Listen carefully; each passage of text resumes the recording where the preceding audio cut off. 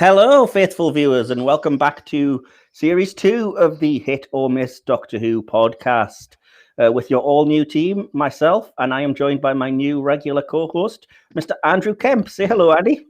Hello, everyone. If you weren't sick of me before. I was really hoping you were going to say hello, Andy, in that cheesy way. We are both very pleased to announce our guest for this week, our special guest helping us with the review and the hit or miss sections, the legendary Mr. George White. Hello. I'm not famous. Well, famous in Doctor Who Twitter circles and whatnot. So, and that's very kind of you.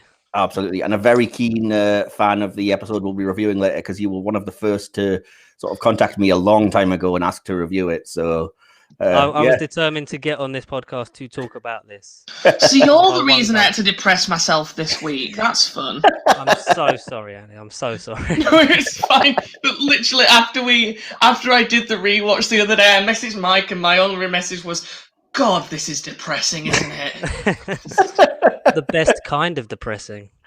Yeah, man. It's like watching a Ken Loach film, but no, we'll get there later. So I'm just going to start us off with a little bit of news. The rest of the sections will be as you are used to, listener. So it will be sort of on this day, hit or miss, then the review. But I did have a little bit of news to go through, because this year we're going to be recording only about a week behind what the upload schedule will be. So yeah, full disclosure, we're recording this a week earlier than you'll be hearing it. So if there's any major news that breaks within the next week and you're wondering why we haven't covered it, that's why. You'll have to wait for the next episode. But in terms of sort of big stuff that's been hitting that we haven't discussed, because the last time we were here, it was the Revolution of the Daleks review. Yep, we did it on the 2nd of January, so it's been a good few weeks. So there's literally just 6 things that have broken since then that I wanted to go through. The first of which was that there are upcoming releases for the Blu-ray, the collection sets. Yay! And I'll just very quickly go through them. Series 8, which will feature Terror of the Autons, The Mind of Evil, The Claws of Axos, Colony in Space, and The Daemons. Newly remastered, of course, Blu-ray. Special features including extended episode 1 of Claws of Axos, 90-minute omnibus edition of The Daemons, new Behind the Sofa with Katie Manning, Stuart Bevan, Janet Fielding, Sarah Sutton, Sasha Dewan, and Anjali Mohindra. Matthew Sweet in conversation with Katie Manning and John Levine taking a trip back to the village of Aldbourne from The Daemons. Doctor Who directors Michael Bryant, Graham Harper, and Tim Coombe taking a road trip to the filming locations from Series 8, and lifelong Doctor Who fan Frank Skinner setting out to meet the family, friends, and colleagues of the late, great, much-loved Terence Dix. So that's the Series 8 selection. We've also had the announcement that we'll be getting Series 26, Sylvester McCoy's first season as the 7th Doctor. Do you mean season 24? 24, sorry. I knew I was going to do that. Thank you for clarifying that, Andy. That's good. But yeah, that's the season. Just for full disclosure, that contains Time in the Rani, Paradise Towers, Delta and the Bannermen, and Dragonfire. Extended versions of all 4 stories, documentaries including an overview of the season, plus making of Delta and the Bannermen. 25 hours of raw material never before seen, behind-the-scenes footage from the regeneration scene, and more. So, thoughts on the Blu-ray, the collection sets, and will you be buying them? Yes. all of season 8, I think, is probably the best John Pertwee season for me. Oh, okay, cool. I don't think there's a bad Pertwee season. My personal favorite's probably 10, which we've already got. But 8's good. Yeah. Very good. A lot of the Master. Oh, lovely. Yes, it's introduction, isn't it? Of course. Mm-hmm. So. How about you, Andy? I just can't justify the cost, mainly. It's fine. Don't get me wrong, I love Doctor Who, I always will, but we have a lot. I think actually we do have all of the classics in some form or another, and we've got a fair few DVDs of others, and it's just a case of I just can't really justify spending the money on buying all the collections. Well, that's fine. You're probably speaking for a large chunk of the audience. I know other people have said the same thing. And yeah, nothing wrong with that. What do you think about these particular episode choices, though? Are you a fan of Series 8 and 24? Season 24, that's the season when Mel leaves and Ace comes into it, isn't it? At the very end, yeah, Dragonfire's the last episode of the season, so it's Ace's first and Mel's last. Okay, I've definitely seen some of season 24 because I've seen some of Sylvester and Mel. I feel like I've seen is Time in the Rani, is that the first one? Which was that was an interesting one. Yes, it's not the greatest start for any Doctor person. No, not really. I'm trying to remember which of the ones I've seen.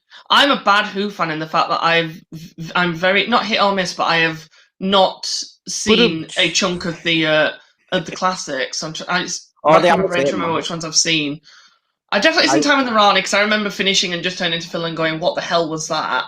I've literally only seen Time in the Rani from this set. I've pre-ordered the Blu-ray collection set, but I've never actually seen Paradise Towers, Delta and the Bannermen, or Dragonfire. I think I've seen Dragonfire at some point. Okay, but it's like probably a while ago, so I don't really remember it. But I remember Ace because I love Ace. Paradise Towers is an experience to behold. I mean, the reason I was sold on still pre-ordering the set was just by that cool little mini episode they filmed of like Mel doing an outer space Dragon's Den. And that was quite cool. I did like that. I have to shout out the two things. Pete McTighe, I think the new series writer, writes that all of the sort of mini things that are a trailer for the collections, but there's so much more. It's like reuniting the old cast and stuff. So the season 8 one was Joe and Cliff Jones, dealing with the threats from season 8. And then obviously we had the one I mentioned, Mel, and the I did see the season 8 one. I couldn't remember if I had. I've definitely seen it. I remember now because doesn't he end up at her? Because they're living together in the trailer, aren't they? Because that's how her story ends. Yeah. I watched The Green Death for the first time like the other week. I should remember this. But yeah, I remember that trailer now. That one was good, but that's just because I love Katie Manning. Awesome. Katie Manning's amazing. It was very nice and very well received to see, as I said, the surprise appearance of Sylvester McCoy in the other trailer with Mel at the very end. Everybody clamoring to see the old Doctors return, even though they look older now because people are insisting they don't care. So, yeah, we'll see. That should cover that. I will say to what everyone who says like a lot, the new writers aren't true Doctor Who fans, blah blah blah blah. I think it kind of proves that I can't say his last name, but Pete McTighe is a Doctor Who fan considering he's writing these short trailers as well. Oh, he really is. Yeah, I wasn't particularly. Which ones has he written for New Who? Was it Kablam and Praxius? I believe. Do you know? I do not recall off the top of my head.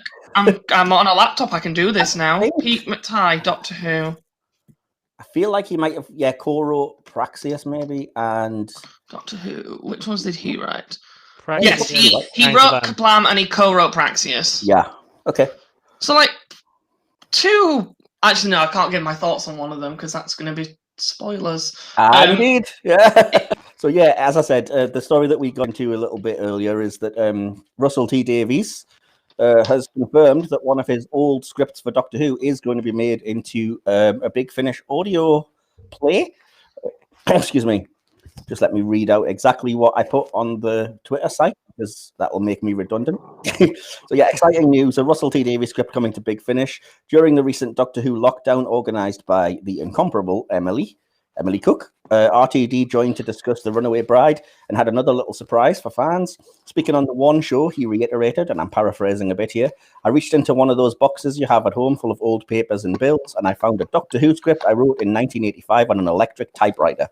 The spec script is entitled Mind of the Hodiak. It's fully written and features Colin Baker's sixth Doctor, with Mel, apparently. After some teasing on social media, it seems Big Finish have stepped up. Said RTD, my friend Scott Hancock's going to make an audio version of this with a company called Big Finish.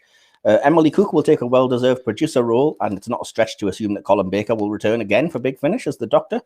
Story-wise, RTD only teased great big cosmic events all focusing down on an ordinary Earth family. I'm personally very excited to see what this story is, but what about you two? I don't think Russell can write bad Who. I think that's just a fact. Yeah, I'd agree with that. I was worried where that was going for a second. Actually, no, wait. Did he write Love and Monsters? He did, but that's not bad until the last 5 minutes. Some would say it's the Horns of Nymon of New Who. Actually, yeah, Love and Monsters isn't dreadful apart from that moment with the paving slab, but it's not great. I think it's cheesy, but it is a lot of fun. Yeah, every writer has their off days. I mean, Fear Her was written by the same person who wrote Life on Mars and Ashes to Ashes. What happened that day? Oh God, yeah, and Moffat wrote Doctor the Widow and the Wardrobe, so you know. Shut up. I knew you were going to say that. Oh, bless. So yeah, that's that news anyway. Bear with me as I will say, just one thing I wanted to add to that. It's not to do with the actual episode itself, but I'm glad that Emily's getting a production role because she's done so much for this for the last year for the Who community. Could not It's been agree more. amazing. Yeah, couldn't agree more. I've said the same thing throughout social media and everything. And if there's ever a finer ambassador for Doctor Who fandom and for the show, she's definitely it. So yeah, she's just such a positive person in the community. It's great. It is. It's good Makes to a see. nice change. It does. Yeah, at times, I know it does. Yeah. So yeah, I didn't really get your thoughts, did I, George, on the RTD script, other than you think it's just going to be great? Well, because I'm not as big of a listener of Big Finish as I probably should be. I am trying to get more into it because mainly there's nothing else to do. But Yeah. I just everything Russell makes, like in Who and outside of Who, like there's nothing he's made that I haven't enjoyed. So I assume that I'll just enjoy this as much as I do everything else. He really is TV writing gold, isn't he? He's Fair royalty at this point, surely. Yeah. Awesome. Yeah, I don't collect a lot of Big Finish, but things like this I think I'd definitely have to get because, come on, it's good. And speaking of which, another bit of news in terms of Big Finish, the trailer officially got released for the story Return of the Cybermen, which, if you don't know, is the original script that was written for season 12, for Tom Baker's first season, which eventually, sadly, became Revenge of the Cybermen, one of the worst stories I've ever seen. But the original script already sounds and seems a lot better, much more impressive, much more authentic and sort of scary Cybermen. We obviously don't have access to the two companions at the moment. I can't remember the name of the chap who plays Harry Sullivan, but he does sound very good on the trailer. And it's worth noting that Sadie Miller, who is Liz Sladen's actual daughter, plays Sarah Jane, and in the trailer was outstanding, sounding exactly like her mum's character. It is scary how much she sounds I'm like so glad they've gotten her involved. Yeah, they do that all the time. I mean, they got Daisy Ashford to record a few things for like the Liz Shaw character. That's Caroline John's daughter. So they tend to do this where they can, but yeah, awesome. So thoughts on Return of the Cybermen, and have you heard the sort of audio trailer? Well, okay, kind of going about on the back of what George said. Again, I'm kind of a bad Who fan in the fact that I have not really listened to much Big Finish, but I did hear about them getting Liz Sladen's daughter in to play Sarah Jane, and I absolutely love that because if they were gonna have to get anyone to not replace, that is not the right word for an icon like Liz Sladen, but if they were gonna get anyone to sort of take over the role after her death, I'm really glad they've got her daughter in. Yeah, it does feel nice and full circle to it. Awesome. What do you think about the actual story then, George? I don't know anything about it other than what we get in the trailer, but I'm intrigued and like it. If it's better than Revenge of the Cybermen, I will listen to it. This could be famous last words, but let's be honest, it couldn't be worse. I don't think anything could be. I mean, it is like, I know it does, maybe get some unwanted stick, but it's just, you can't follow Genesis of the Daleks and be that bad. It's just never mind. We'll get into it at another date, I'm sure. So the last bit of official news that I've got was just the confirmation that we have 4 new Target books and a couple of things that are being transferred to Target paperback. That being the TV movie written by Gary Russell, The Witchfinders by episode writer Joy Wilkinson, The Crimson Horror by its writer Mark Gatiss, and Dalek by its writer Rob Shearman, plus abbreviated paperback releases for Douglas Adams and James Goss's The Pirate Planet and City of Death, and Eric Saywood's Resurrection of the Daleks and Revelation of the Daleks. So, thoughts on these particular stories, and will you be buying any of the Target books? I love the Target books. I got into it with the release of like Rose and stuff like that, all those ones, and I think the TV movie is probably the one I'm most excited for, because just for that to sort of elaborate and maybe almost give us a little glimpse of what could have been of more of the Eighth Doctor on how they expand it would be nice. Fair point. Good. Yeah. Awesome. What about you, Andy? I'm pretty sure I have some of the Target books somewhere, but I got them as a gift. I can't remember where they are now. But I do like the story choices they've made, because they haven't gone for like all the obvious like big stories. They've gone for more sort of, for lack of a filler stories. They're not filler because I actually like. Yeah, I like pretty much all of those episodes. But I do like the fact that they've gone with sort of less obvious choices, if that makes sense. Yeah. Yeah, and they're all sort of single part stories, so they will all, like George kind of alluded to, they're all going to have more detail. Because is this the first Jodie story to be turned into a Target book, The Witchfinders, or have they done another? Yeah, it is. Yeah, like of all the episodes to do for Jodie's first one, you'd have thought they'd done like Woman Who Fell to Earth, but I quite like the fact that they've gone for a more sort of interesting choice. I think The Witchfinders was a perfect choice. I love that episode, and I think it's the most sort of standalone, this is a female doctor kind of story. So yeah, I was going to say The Woman to Earth would need a lot of context, but it wouldn't, because I just finished reading The Target of Twice Upon a Time, and it leads straight into it, so perhaps not. But yeah, I thoroughly recommend them. I did get the last 4, Twice Upon a Time, Rose, Christmas Invasion, Day of the Doctor. They're all brilliant. I really love reading them, even though I've seen the episodes a million times.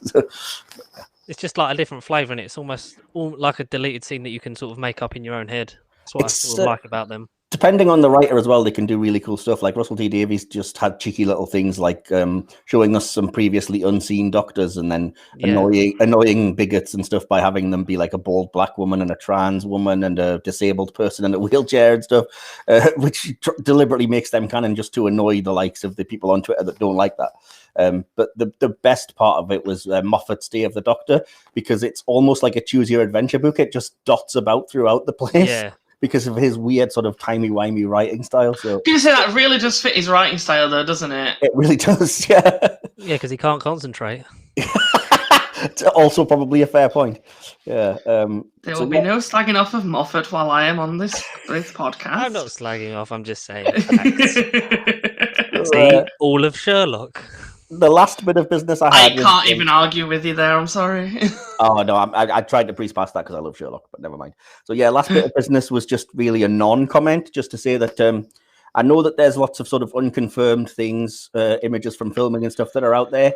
They haven't been officially confirmed or endorsed by the BBC, so we won't be discussing them on the podcast. We sometimes do on social media if you wanted to go on and get our opinions on that. I mean, if you want to vaguely say things without sort of alluding to what it is, George, you're more than welcome. I think the things that we've seen that we've not seen in a while look nice. I will try and allude without giving away. I'm excited to see what they're going to do with the things that we've seen.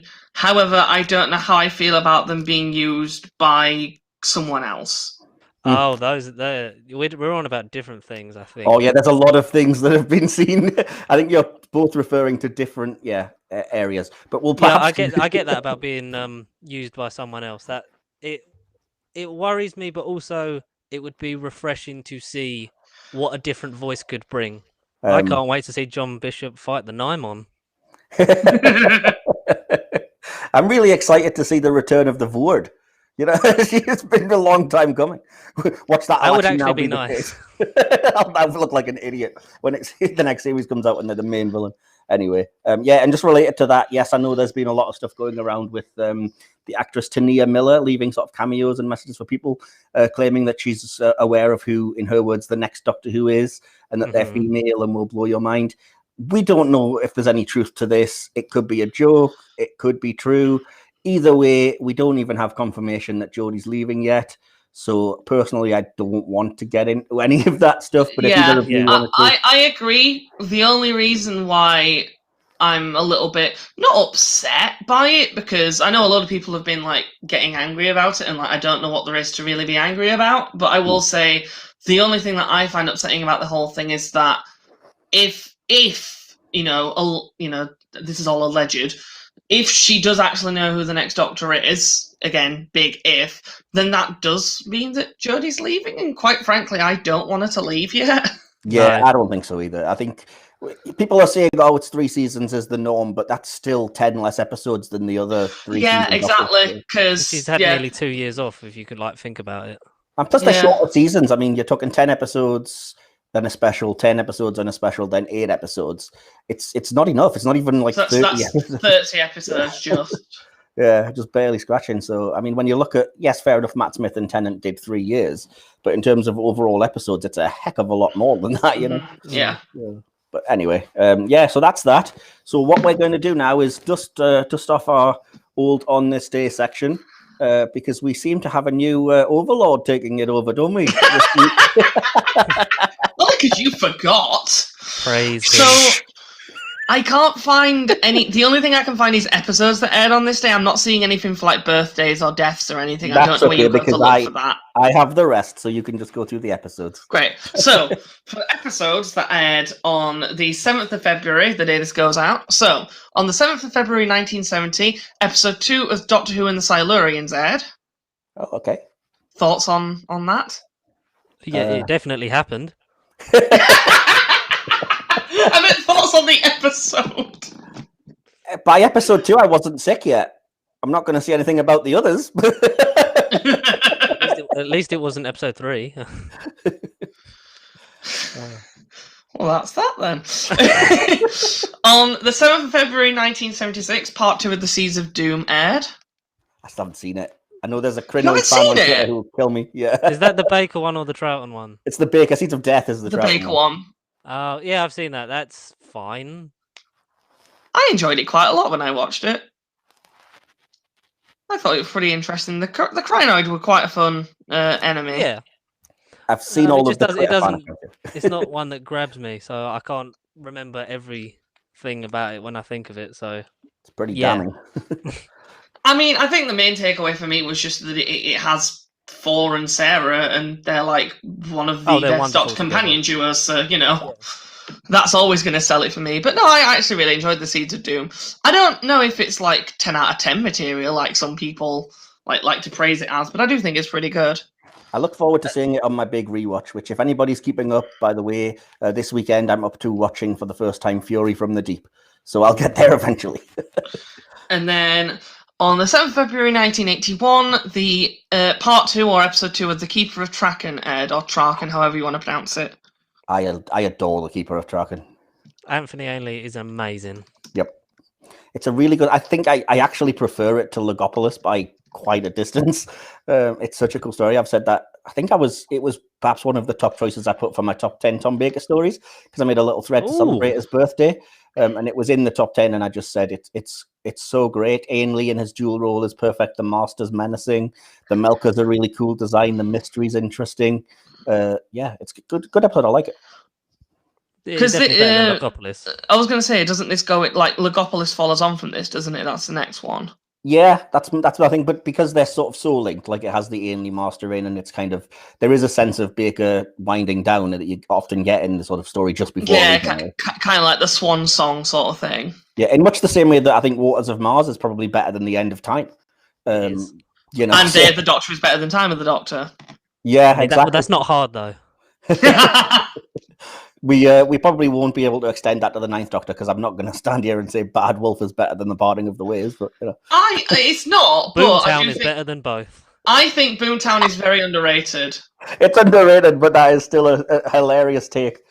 I like then- how small it like Boomtown is, like considering where it goes, like the last 2 episodes. The fact that you just have that moment. I know, like that episode was made by accident because they ran out of budget, but the fact that it turns into quite a nice think piece about not just the Ninth Doctor, but just the Doctor's life in general. It's just quite surprising. That, and I feel like that's the episode where the Slovene were without a doubt used the best. Like, Margaret by herself was so much better than any other Slovene appearance in all of the Who universe, taking Sarah Jane into account as well. It recognizes that the whole point, the only tone you can go with is comedy that doesn't really know that it's comedy, whereas the Aliens of London 2-parter tried to take them as like a serious menace, and then Sarah Jane just turned them into slapstick characters. Sorry, I'm just remembering a story I have about Boomtown, but I'm aware we have time constraints, so I feel like I should probably not go into that. Oh, you can't taking up too long. You can't tease us. Just make it a quick story. It's just a really horrendous joke that me and Phil started. No. When we first did started doing a rewatch, which unfortunately ended when we got to the end of time because I couldn't face myself. I couldn't bear to watch it again. When we were doing Boomtown, we both liked that episode. We already knew we liked it anyway, but when we were rewatching it, and there's that part sort of near the beginning where she's questioning, the journalist is questioning Margaret about the guy who died. Or one of the guys who dies, and then I can't remember what his name is, but Margaret responds with, slipped on an icy patch, and she goes, he was decapitated. Then she goes, it was a very icy patch. So, I love that bit. And then about 5 minutes later, when we're in the bathroom and she's talking to the journalist and she's mentioning being pregnant, or she alludes to being pregnant, and Margaret goes, "You're with child." And then Phil, I can't remember if it was me or Phil, without thinking, just went, "Do you require an icy patch?" So now that's just a meme between us now. That is some great brilliant. comic timing. You and Phil, man, honestly. Honestly, if we were on Gogglebox, I don't know if we'd be celebrities or killed. You'd definitely have your fans and your haters, let's be honest. Probably. But anyway, yeah. And then the other swan song, I guess, would be like World Enough in Time, that two-parter, and then Twice Upon a Time, which I think Twice Upon a Time is pretty good, but let's face it, World Enough in Time and the Doctor Falls is... Yeah, So That should good. have been when he left. That should have been Capaldi's last. Well, I mean, it was always meant to be, wasn't it? Exactly. Yeah, Moffat was- only wrote it because he didn't want to lose the Christmas special spot, which Chibnall then threw in the bin anyway. Exactly. Yeah, which I'm still a little bit annoyed about that, I'm not going to lie. Well, we went into that in depth on the Twice Upon a Time review last season. So yeah, when none of us are True, fans yeah. of this decision. But yeah, either way. Was that all the eps then, Andrew, or was there more? Yeah, they're the only 3 that I found. Awesome. Well, just to get into the people then briefly. So 7th February, as you said, is when this will go out. So on this day in 1916, sadly he passed away in the year 2000, the actor John Bascom was born. He played Luigi Rossini in Terror of the Autons. Ooh. Very important character in a big sense, in a good episode. So, yeah. The actress Catherine Fleming was born in 1932. She sadly passed away in 1978. She was the voice of the Animus in The Web Planet, which is a very notable sort of I still Wow. remember that as well. So a random thing for just having a voice role, you know what I mean? Yeah. Have you guys both Part of seen Doctor Who folklore. Oh, completely. Have you guys both seen The Web Planet? Yeah, I like the Web Planet. I don't think I've seen it. Ah, okay. So on this Oh, day the Web in- Planet! Yeah. Oh, I thought you said the Red Planet! Not the Web Oh, Planet, sorry. No, it's not. I've seen the Web Planet. Yeah, that one's good. You know the voice of the Animus, the sort of creepy, you know the one. Yeah. Anyway, yeah, on this date in 1942, the actor Gareth Hunt was born. Sadly, he passed away in 2007. I think, judging by his profile, I do believe he's more famous for the New Avengers, but he also played Arak in Planet of the Spiders. Again, very important story, a regeneration story. Yeah. You a I did fan not of know that. a fan of that episode, you two? Oh yeah. How can you not be? I haven't seen it. I really need to watch more Pertwee. Oh, you do, because Pertwee stories are great. Man. Anyway, on this day in 1956, Bhaskar Patel was born. He's still with us. He played Javal Chowdhury in the Doctor Who story Turn Left, which I know is a very popular story. Oh, It's a great story. that is amazing. Turn Left is like the pre-Avengers of the Doctor Who world. Awesome. What, just because it teamed up Donna and Rose? Because yeah, it is. That's like the Iron Man 2 level, and then it's just Avengers Assemble when they just kick Davros's ass. Yes, indeed. Awesome. On this day in 1947, the actor Stephen Whittaker was born, who sadly passed away in 2003. He played craftsman Stephen Weems in the Doctor Who television story The Web of Fear, which I haven't seen yet because I'm waiting until the Blu-ray release this year. Same with me. Oh, okay, cool. I was thinking I was going to get savaged for that, but it's good to feel a bit vindicated about that one. What about you, Andy? Have you seen The Web of Fear? Nope. Again, I need to see. I think Andy, do you watch Troughton. Doctor Who? Yes, I do. Troughton, Pertwee, and Colin Baker are the doctors that I really need to see more of. Well, the Doctor doesn't have that many stories. You can easily blitz through all. True, yeah, true. Yeah, I need to watch Davison, but he's just so boring at the beginning, and it's hard. There's a couple of good. He's the Doctor I've seen the least of because of the same kind of thing. But there's a couple of stories I like. I like the Mara tales, and I like Yeah, Five Doctors, and the Mara Tales is when Tegan is at her best, I think. yeah, completely. So yeah, just a bit of sad news to finish off. A couple of sad deaths. Oh. On this day in 2014, the director Christopher Barry passed away. He is a legendary director of many a Doctor Who story, beginning with several episodes of The Daleks, the Hartnell story. He's one of only 3 people to direct stories featuring William Hartnell, Patrick Troughton, John Pertwee, and Tom Baker. Jesus. And he is, of course, one of the Morbius Doctors, who is currently now canon officially as the Doctor. So he didn't appear in the Timeless Children, but he did appear in the actual Brain of Morbius. So we can still count him. Yeah, He does count. Yeah, and sadly, again, in 2019, the actor Robert Ashby passed away, and he played the Borad in the Doctor Who television story Time Lash, which I haven't seen, but I know has a reputation for being less than brilliant. Yeah, that's putting it kindly, I think. Yeah.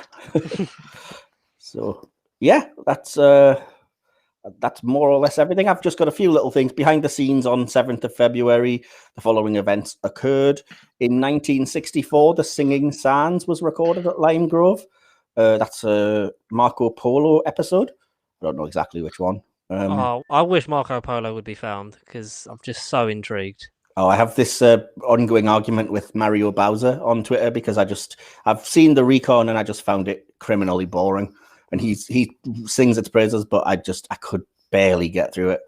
Just that recon for that, I think, because it seems like such an Indiana Jones like style story. Yeah, that I don't think the recon would ever do it justice. So I just hope it either gets animated or found. Fair enough. Cool. In 1968, pre-filming began for the aforementioned Fury from the Deep. In 1969, episode 6 of The Seeds of Death was recorded. I love that story. In 2008, recording for Assassin in the Limelight took place at the Moat Studios. That's just a Big Finish story. So, yeah. And that wraps up the 7th of February on this day section. So, any sort of last thoughts or anything about any of that stuff, guys? Notably, nothing new Who has ever happened on the 7th of February. I know, weird, right? That is strange, because they're all probably just done with production by the time, or especially like early RTD was done and dusted by then, so nothing was really to do. You're kind of in that sweet spot where they're not producing anything, but they haven't started airing anything either. So. I was expecting to hear something from Series 12 just because that aired around that time, but no. Did it? Oh, well, yeah, I guess it did. Okay. Yeah, well, it started on the 1st of January, and then it ran for not quite 10 weeks, because Spyfall Part 2 aired like a few days later. But it aired through February. Obviously, it just didn't fall on a Sunday. Obviously, just not on the 7th, no. Oh, well, fair enough. Well, so if that's everything, I have got the hit or miss section. If you guys are happy to carry on into that. Sure. An episode came out on the 9th of February, if that helps. Which one, just out of curiosity, then? Can You Hear Me? I do like that one. It was not as good as I thought it would be. I thought it was fine. Just bear with me, because I'm aware that as we go into the hit or miss section, I have to introduce our fourth host, the famous one that everybody's been the most looking forward to having back. The soundboard. Yeah. Hello, soundboard. How are you feeling today? Absolutely fantastic. Glad to hear it. Excellent. That is brilliant. Oh, bless. It's the simple things that amuse me. So yeah. Anyway, moving to the hit or miss section, because I know we've got a long review to deal with. So there is only 5 this week, as I've mentioned on Twitter, and I think on previous episodes we'll be doing 5 hit or misses when there's a sort of 2-parter or a longer episode, and 10 when it's only a 45 to 50 minute single episode. So I did actually remember to write this out, Andrew. So we'll do it. We'll go guest, then Andy, and then myself to finish with what we think of it. So first of all, hit or miss Astrid Peth from Voyage of the Damned. George? Hit, because we could have had so much more of her. Agreed. And yeah, perfect tenant companion, I think. I think so, yeah. Well, there's no way. I don't think you could have got Kylie Minogue to do a full series or anything, though. But oh no way, you had to kill her. Yeah. We've cast Kylie. We've got to kill her. There's not you can't have her for a whole series. You have to put her to a reactor core. They were going to do it in Neighbours. They did it in Doctor Who. The nonchalantness of you just going, oh yeah, they had to kill her. It's Kylie. What are you going to do? What about you then, Andrew? Hit or miss for Astrid? Astrid herself is a hit. The episode is a miss. Really? That's an unusual. I love it because it's just I do not like Voyage of the Damned at all. Go ahead, George. Sorry.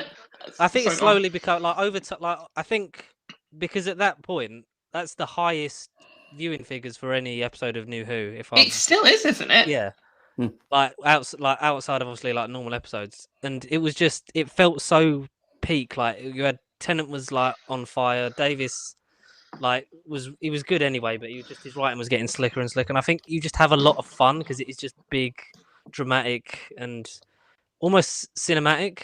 Like it felt just sort of like a big B movie. I don't hate it as much as I used to, but I remember when it finished, I was like, "Really? Was that it?"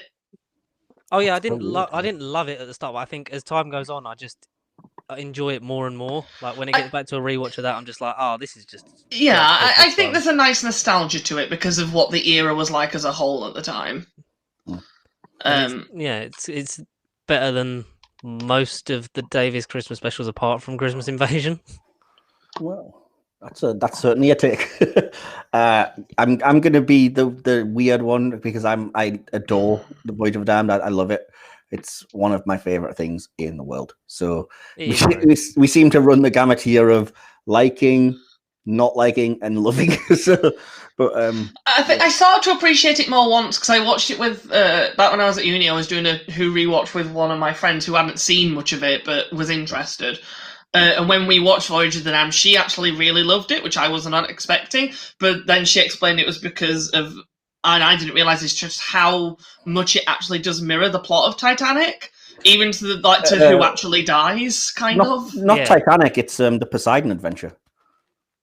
More so than because that's kind of what Davies was riffing off. It was kind of he always used to watch, as like a lot of people did, like disaster movies and stuff at Christmas time. So it's very much the plot of the Poseidon Adventure that he's mimiking. In space. Yeah, but in space. There's probably elements of Titanic. I'm not saying there isn't, but and obviously that's the name of the ship. And is it's it a disaster movie? Yeah. It did give us Wilf. I'll give it credit. It did give us Wilf. It did. That's true.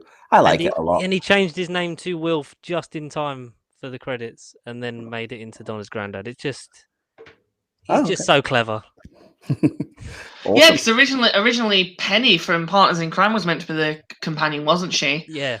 And then they managed to convince Catherine Tate to come back. Yeah, but also the actor Howard something, I apologize, I don't remember his surname, who played Donna's dad was going to be that role. But he passed away. Yeah, the actor sadly passed away. They had recorded some of those scenes, but yeah, they slotted Bernard Cribbins in there because he'd already appeared and been filmed for that Christmas special. So interesting use of your resources, I guess. But yeah, in terms of Astrid Peth, because I've given my opinion on the episode, so probably come as no surprise that when it comes to Astrid Peth, what do you think about it, 10th Doctor? Look at these people, these human beings. Consider their potential. Yeah, consider the potential that could have been. I loved her. I thought she was Fantastic. Yeah, so it's hard to say otherwise. So I was very surprised at how actually decent of an actress Kylie was, but then again, I think I was a bit too young to know that she was in soaps before she was a pop star. Well, that doesn't necessarily make her a great actress. And I had sadly watched her in Street Fighter, the unintentional greatest comedy movie of the 1990s. Wow. I thought she did a pretty good performance in Voyage of the Damned. She was great in Voyage of the Damned, and she's a very good actress. It's just very occasionally she takes roles where it's like, what are you doing? She always takes roles where she gets pushed into a reactor core at the end of it. But that's just Mike saying, you've got to kill her. You've got to kill her. It's Kylie. It's a weird niche to have written into your contract, isn't it? You know I know we don't give like witty titles to these episodes, but can we call this one? If you've got Kylie, you've got to kill her. I'll write that in the description if I remember. I'm gonna get it on a t-shirt. Yeah, the t-shirt will just be a picture of Kylie Minogue and then the word Kylie ... And then when you turn around on the back, it's just got written, you've got to kill her. It's Kylie falling down a chute and you just see Russell's hands just out of shot. I did. I'll never let go, Kylie. Oh. I did find it odd though that she was filming like a period piece, an 18th century drama, and she was still insisting on that nuclear reactor core to be thrown into. It just didn't make a lot of sense. Really bad. Midsummer Murder needs. Excuse me, Mr. Director. Look, I love this whole 18th century aesthetic. Perfect, love it. Is there any way that we can somehow put a nuclear fusion core reactor in the basement of this 18th century Gothic mansion? because unfortunately Kylie's contract demands we have to push her down. Because, I mean, we've hired Kylie. It'd make for a good episode of EastEnders. You don't want to know what they've got in the bottom of the Vic. Get out of my reactor core! Oh man, we are clearly both just loopy with tiredness, or all three of us, in fact. Anyway, I'll move on. Moving on. To number We're not 2. killing Kylie anymore. No, they keep killing Kylie. Go on, one more time. Episode of Torchwood, isn't it? You know? Oh, if she'd have been in Torchwood, she definitely would have died. Yeah, the episode was called "They Keep Killing Kylie," as I said. But, so yeah, number 2 on the list. And by the way, apologies if we've done any of these before. My brain is mush. I may have copied, but I don't think I have. Number 2, because actually, just to clarify, we all said hit to Astrid, so that was 3 hits. So number 2 on the list, The Great Intelligence. Is this overall? Yes, overall, over all of their appearances, which is only like what 4, 5 episodes. So I'd have to say miss, just because of their new Who appearances. I think diminish like how good they were in the classics, because they are just become sort of almost like nothingness. Okay, you're not a fan of any of the new Who appearances because you're talking what Snowmen, Bells of St. John, and Name of the Doctor. Snowmen, they get like, what is the point of them in that? And Bells of St. John is just almost like a tag on at the end, and then Name of the Doctor, that you could have put anyone else there. They didn't really need to be in it. Okay. I just didn't think they were impact as much as like Richard E. Grant is an amazing actor. I just think he was wasted. Yeah. Well, and Ian McKellen as the voice as well. It's worth noting as well. Yeah, as well. Yeah. Yeah, Andy. Kind of contrary to what George just said, I actually quite like them in New Who. Again, I'm that reactor call? I'm not Kylie. If I was, I wouldn't be here. I'd be. You'd be falling down the reactor core. Yeah. But clutching my millions as I go. Russell, no. The Snowman is actually one of my favourite Christmas specials, so I love that episode. So I actually quite liked him in that. Bells of St. John is fine. I quite like the sort of twist reveal of, oh wait, he's still here. And then I personally actually think Name of the Doctor's brilliant. I kind of agree with what George said about the idea of like you could have just put anyone else in there. Like I agree, it did not have to be the Great Intelligence at all. Like I feel like it could have worked with the Master or whatever, but like I think the Master would have been nice. I think it's fine. I enjoy it. I'm trying to remember. Was it just the Abominable Snowman he appeared in the classics in, or and Web of Fear? And Web of Fear. Okay. From what I've seen of him, it's fine. It's a soft hit, I'd say. Nothing spectacular, but it's fine. It's serviceable. There's that cool Easter egg actually in the Snowmen where the Great Intelligence gets a shot of the London Tube on like a lunchbox or something, and it's it's tying into how like in terms of time the next appearance of them in the 60s would be the Web of Fear. So neat. I like that anyway. That is nice, but I just think they were set up to be like the overarching villain, and then that never sort of paid off. Yeah, well, that's Series 7 in a nutshell, though. I think it's kind of like they remembered they needed an overall villain for the very end, but they needed someone they can have dealt with completely by the time of the Day of the Doctor, because they weren't the villain in that. So because if it had been someone like the Master or that, they would have been hard to sort of be like, and we have to wrap this up just before the anniversary special, which he's not in. Yeah, exactly. Yeah. Anyway, so I still think Not bad at all. Yeah, I like it. I'm probably more of the opinion that I think I prefer the New Who appearances. Sorry, George. Obviously, I haven't seen the Web of Fear, as we've said, but the Abominable Snowmen, I just thought they weren't anything. It was very much like weird, like they're just metal spheres, and this, let's be honest, pretty poor. It was intriguing, better than being a child's voice. It was Ian McKellen's voice. How dare you? It was Ian McKellen's voice with filters on. He was no, but it's Ian McKellen. Ian McKellen wasted. You can't throw Ian McKellen down a reactor chute. Ian McKellen has to be in a snow globe. What the fuck? Is that in his contract? You haven't seen the extended cut of The Hobbit. Oh man! Bilbo, it's snowing. I'm not really Gandalf, and Radagast the Brown is not really a wizard. I'll get you, Doctor. Anyway. The stories came out in the same year. Anyway, yeah, I'm agreeing with you in terms of I love the snowmen, and I've actually got a poll on Twitter at the moment about sort of favorite episodes from each series of Doctor Who, and the snowmen's doing better than I thought it would be. Yeah, Bells of St. John isn't great, but it's kind of a nice last minute surprise, and I like the fact that it's something kind of unknowable and epic that's trying to alter the whole of the Doctor's time stream and name of the Doctor. But yes, it was convenient how it had to be something that you could go, and that's wrapped up because we're not dealing with them, and we've got Zygons and Daleks. So I will say, just putting a pin in what you just said there about Bells of St. John. I agree. It's nothing brilliant. It's fine. I don't dislike it. But for some reason, one part that always sticks out in my mind that I actually find really quite tragic is right at the end, after like the Great Intelligence disappears and everyone like snaps back to reality.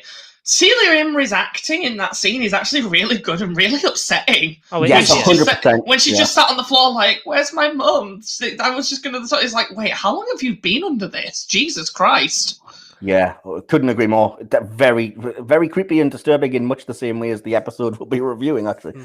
But yeah. I think Moving it on. suffers a lot from the a lot of the tropes with Series 7 in particular, which is performance outweighing the substance.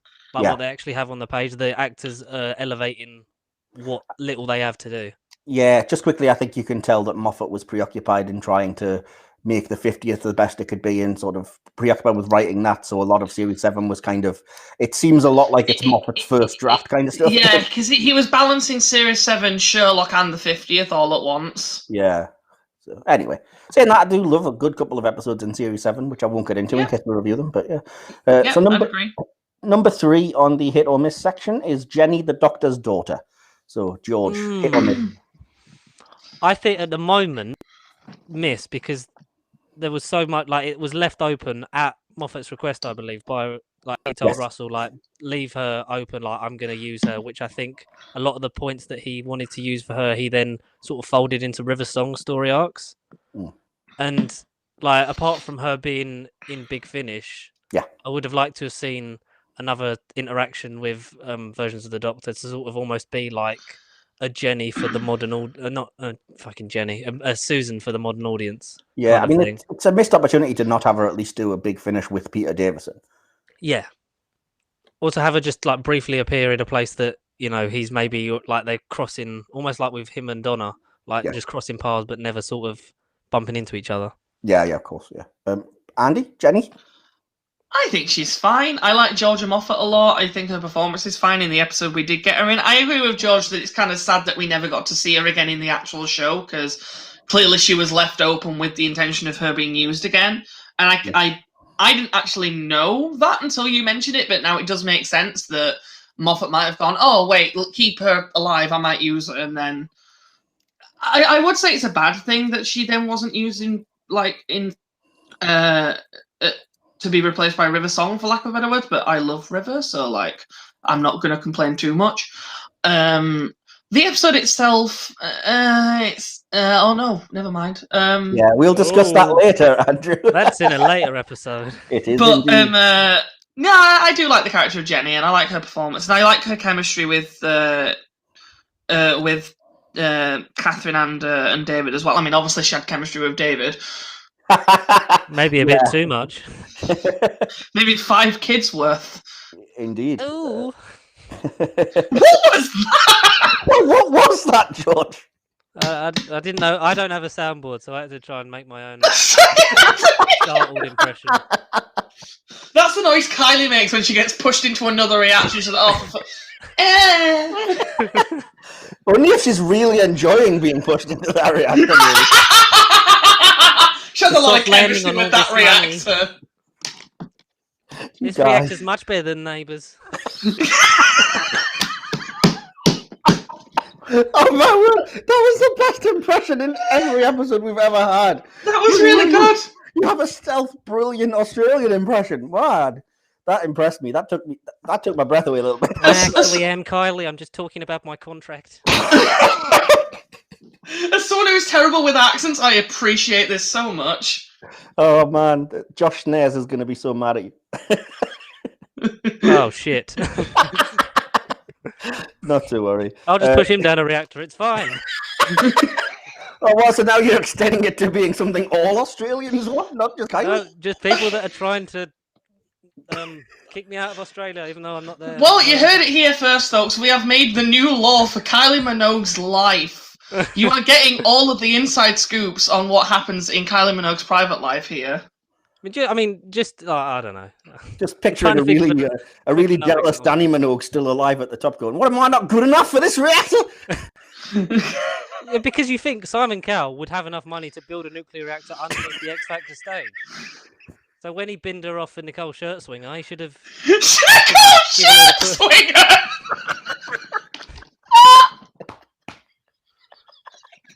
Missed opportunity, really. This is the serious tone of the podcast, everybody. This is clearly how we're going to be from now on. We are really missing Will's influence.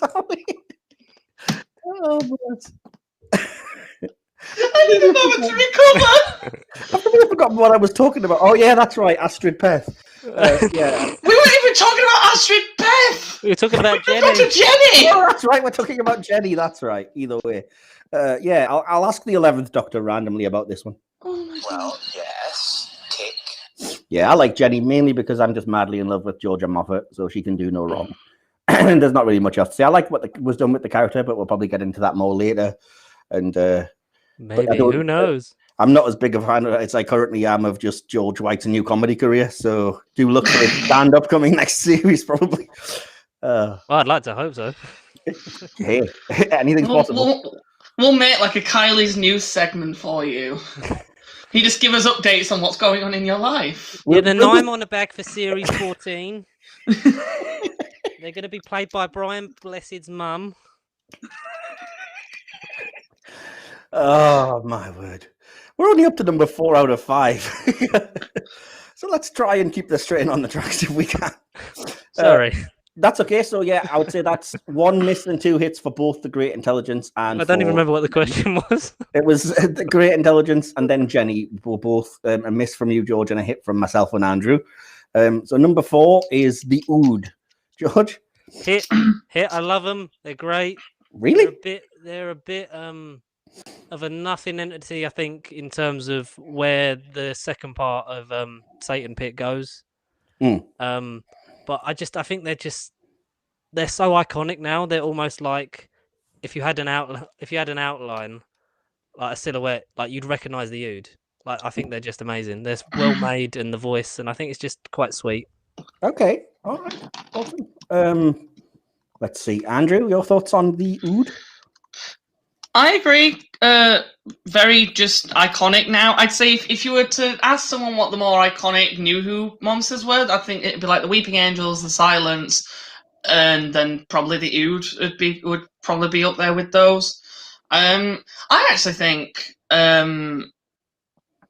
no, I lost my train of thought. I actually really like every episode they've been in. I think the Satan Pit and Impossible, that 2-parter is brilliant. Planet of the Oods is pretty great, and I think the only other appearance was the Doctor's wife, which is also pretty great. So, like, I really like them. I know they've been used kind of sparingly, but I think that's almost a good thing. I don't know. Yeah, so when it comes to the Ood, that's probably a hit from both of you, yeah? Yes. Yep. I will have to go ahead and just say... No! I'm not a fan. I think they've been overused. I think the design is a little bit too weird, and yet they seem overly proud of it. Yeah, I don't even... With the exception of the Impossible Planet 2-parter, which I adore, I don't think I've liked any of their other episodes where they're the focus. Now that I think about it, I do actually love the Doctor's wife, but not because of the Ood.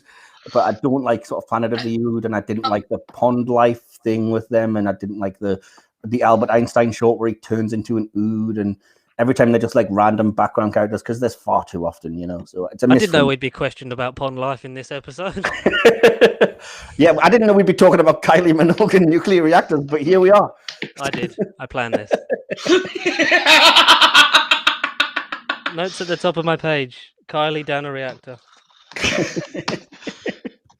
If Kylie Minogue played an Ood, though, would you watch it? If that's not the name of her next album, I'll be very disappointed. Right, so that's 2 hits and a miss for the Ood. Mike's just like, move along. You should have. The sound clip you should have used was "That's Ood." I don't have it. It's a very Wow. limited soundboard. I was looking for something, anything like I'll vaguely. record you a Kylie one that you can use. You know, if only. Fucking push If me down this only. reactor again. I imagine it being like oh, what is it? Curse of the Fatal Death. You know, where the master just has to keep crawling out of the. So just Kylie just keeps crawling out of the reactor. Just gets older and older. Can you say in an Australian accent like it's been 800 years or something like that? I can't remember exactly what the master says 800 now. years in a sodding sewer. George, I have one thing to say to you. I am deceased. I never return. This know is how the I- best day of my life. You know how I feel about all of this? You're just jealous because George is like better than your soundboard now. I know he's I taking am. this. Look at me. I am the soundboard now. It's gonna be weird having to get him to record clips every week now. I am the soundboard now. The fifth and final hit or miss for this episode. Nuclear reactors, hit or miss. Hit.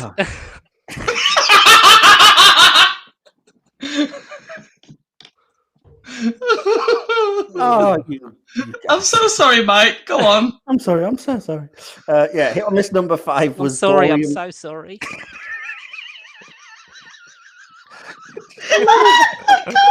Let us move on, dude.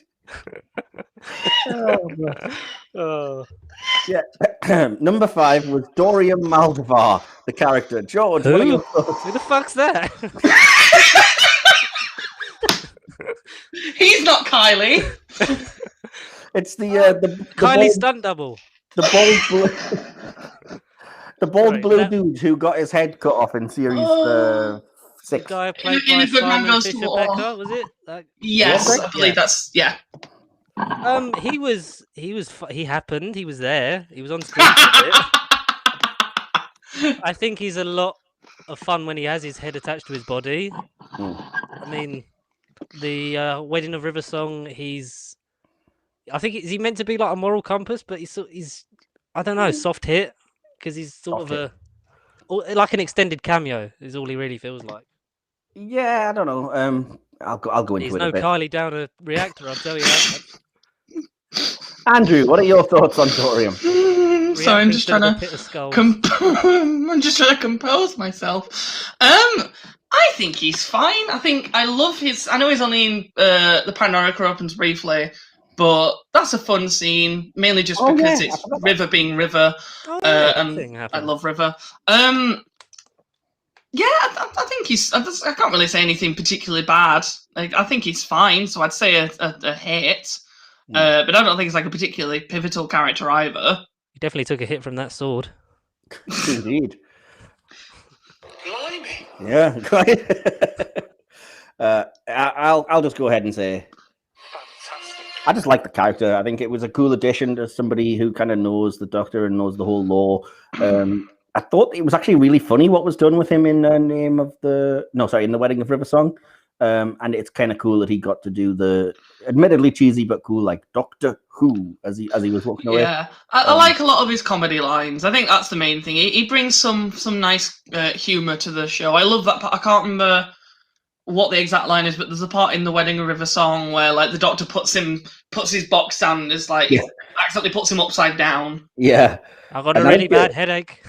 I think Simon Fisher Becker's a good sort of comedy, charming actor as well, so he did a good job. Be nice to see him back in another role, but you never know. Anywho, believe it or not, despite all this nonsense, that isn't why we're here today. So we have about 50 minutes to get through what we are going to review today. And that is, we can officially reveal, even though we probably already have on Twitter, that we are reviewing Torchwood. Dimensions in Time. And we've already done that, believe me. Torchwood Children of Earth is what we're going to be reviewing. Obviously, it's We're reviewing Australia's best nuclear reactors with Ms. Kylie Minogue. The 21st century is when everything changes. And they're not killed ready because they joke built the now, fucking reactor yet. you better stop, honestly. Sorry, that was the last one. I'll go. We are reviewing Torchwood Children of Earth. an episode that George insisted we review, clearly just so he could not sabotage it with Kylie Minogue impressions the entire I time. just said that if you ever got to this, I would love to, because this is just amazing. Yeah, as I said, obviously it's a 5-part, 5-hour-long thing, so we're not going to really have time to discuss it in depth. So what we kind of came to the conclusion that we would do together is to very, very briefly go through like bullet point things for episodes 1 to 3 and give a score for them, and then go more in depth when, you know, shit starts hitting the fan in episode 4 and 5, and then an overall sort of review score for Children of Earth, sorry. So yeah, for episode number 1, do you guys want me to go first and give my brief bullet points and score, or you don't? Yeah, go ahead. Go for it. Yeah, so I just said impressive. The show really hitting next level in terms of like Torchwood hitting its 3rd season, straight into the intrigue and mystery, but taking time to build slowly and establish character. The scenes between Jack and Alice are the dramatic highlight. It's ballsy, doing things like establishing a new potential team member who then betrays them, or turning Jack into a suicide bomber. The Gwen pregnancy reveal was pretty mind-blowing as well. Some of the domestic scenes and humor were on a bit on the hokey side, but overall it was pretty great, and I give it 9 out of 10. So how about we go to you next, George, for your thoughts on episode 1 very briefly? Yep, hang on, just notes. Oh, I see you're grabbing your notes. Okay. Yeah, like you said, I think it feels BBC One. Like, it's great. Like, compared to, I love series 1 and 2. I think they are so sort of like a snapshot of like where they wanted to go with it, and this sort of takes it to a new level. The mini-series aspect works, I think. I like how it's sort of almost a soft reboot in the way they're reintroducing everyone where they're at. Like what Gwen and Reese like want to get a house, they want to have a kid. Also continuing on from Something Borrowed and stuff like that. I think it looks great. Euros Lyn really knows how to shoot this. Yeah. I think he's at the height of his powers with Torchwood Children of Earth. And for some reason I've written The Corridor from Aliens of London and World War III's in it. I don't know why I wrote that down. Is this just your thoughts on episode 1? We're not getting Yes. into too much more. Okay, cool. I kept it to 6. I have a lot for 4 and 5. But Okay, yeah, cool. Jack and Yanto's nice. I like sort of how they've grown into this, where they start with it. Yeah. So did you give a score out of 10 for episode 1? Oh, for episode 1, an 8. 8 I think out of 10. it's a nice sort of like a starting point. It really sort of bubbles slowly in this one. Awesome. Okay, Andrew, your thoughts on episode 1? You've pretty much just summed up everything I thought. Anyway, I will say I love how, because I know George said he really liked season 1 of Torchwood. I don't dislike it, but like it definitely took a while to get going. Mm-hmm. Season 2 was quite a bit better, but it was still very like, you know, hit or miss in some places. But I think I remember being absolutely blown away when I first watched this when it first came out. Like, how old had I been? I'd have been like, oh, it's 2009. So I've been either 12 or 13, depending on the exact date. You were way too young to be watching this. Oh yeah, I'm aware, but I don't think because it was on BBC One. I feel like it aired like not too. Actually, no, it was the summer, so it would have been daylight anyway. But like, I feel like my mum didn't realise exactly how gruesome it was kind of going to be, but I still watched it anyway. Yeah. But yeah, the quality between like Children of Earth and like Series 2, even though Series 2 is better, is astounding. Yeah. It's just such a step up.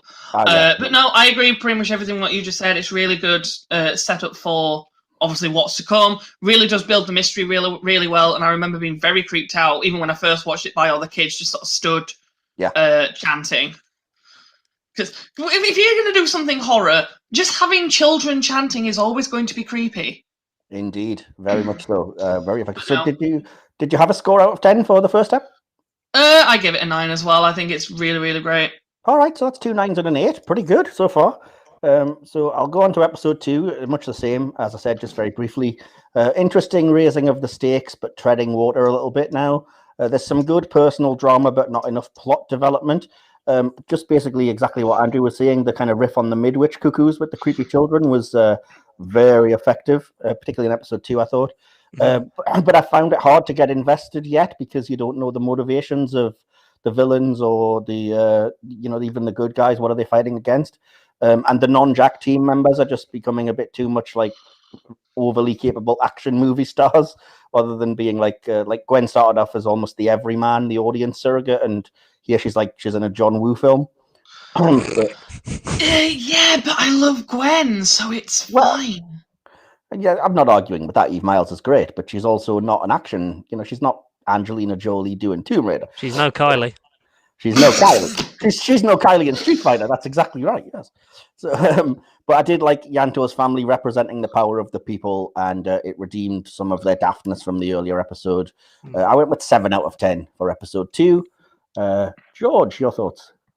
Yeah, like you said, like with raising the stakes, I think it sort of made them one of the very few things that I don't like of it, like, and the mistake that I think they carry into Miracle Day is that Torchwood becomes more than just the people in it. Like it becomes what they're about, but it sort of almost neglects what like Yanto, Gwen, and even to the extent of Owen and Tosh. Like they were all what made that team work, I think. And when it becomes sort of an on the run mercenary kind of thing, it's fun, but it also I think takes away from what made you love it in the first place. Yeah. Like the hub and all that being destroyed, like was great at the end, like a great cliffhanger on. But then it's sort of like, right, so what would they use now? Because they seem very sort of back to almost square one, if you like, and they're trying to find out what's happening in time with like the rest of the world, but they're on the back foot. So I don't really like that aspect of it. Imprisoning Jack, I think, was just a way to get John Barrowman on holiday. Maybe, I don't know. But it was sort of nice to sort of have him away from it, then those two having to sort of step up like they did, like we sort of alluded to in series 2 when he'd gone missing for a year.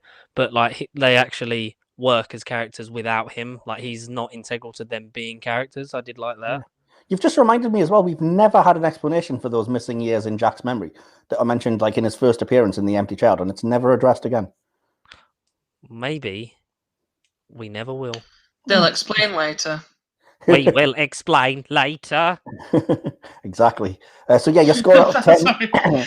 You doing that just reminded me of the have you two seen the Not My Dalek YouTube parody? Yes, and it was brilliant. It's phenomenal, but that line just reminded me of when the Dalek, it pans into the Daleks on the ship and one of them goes, "So I'm sitting there, barbecue sauce on my etheric beam locators."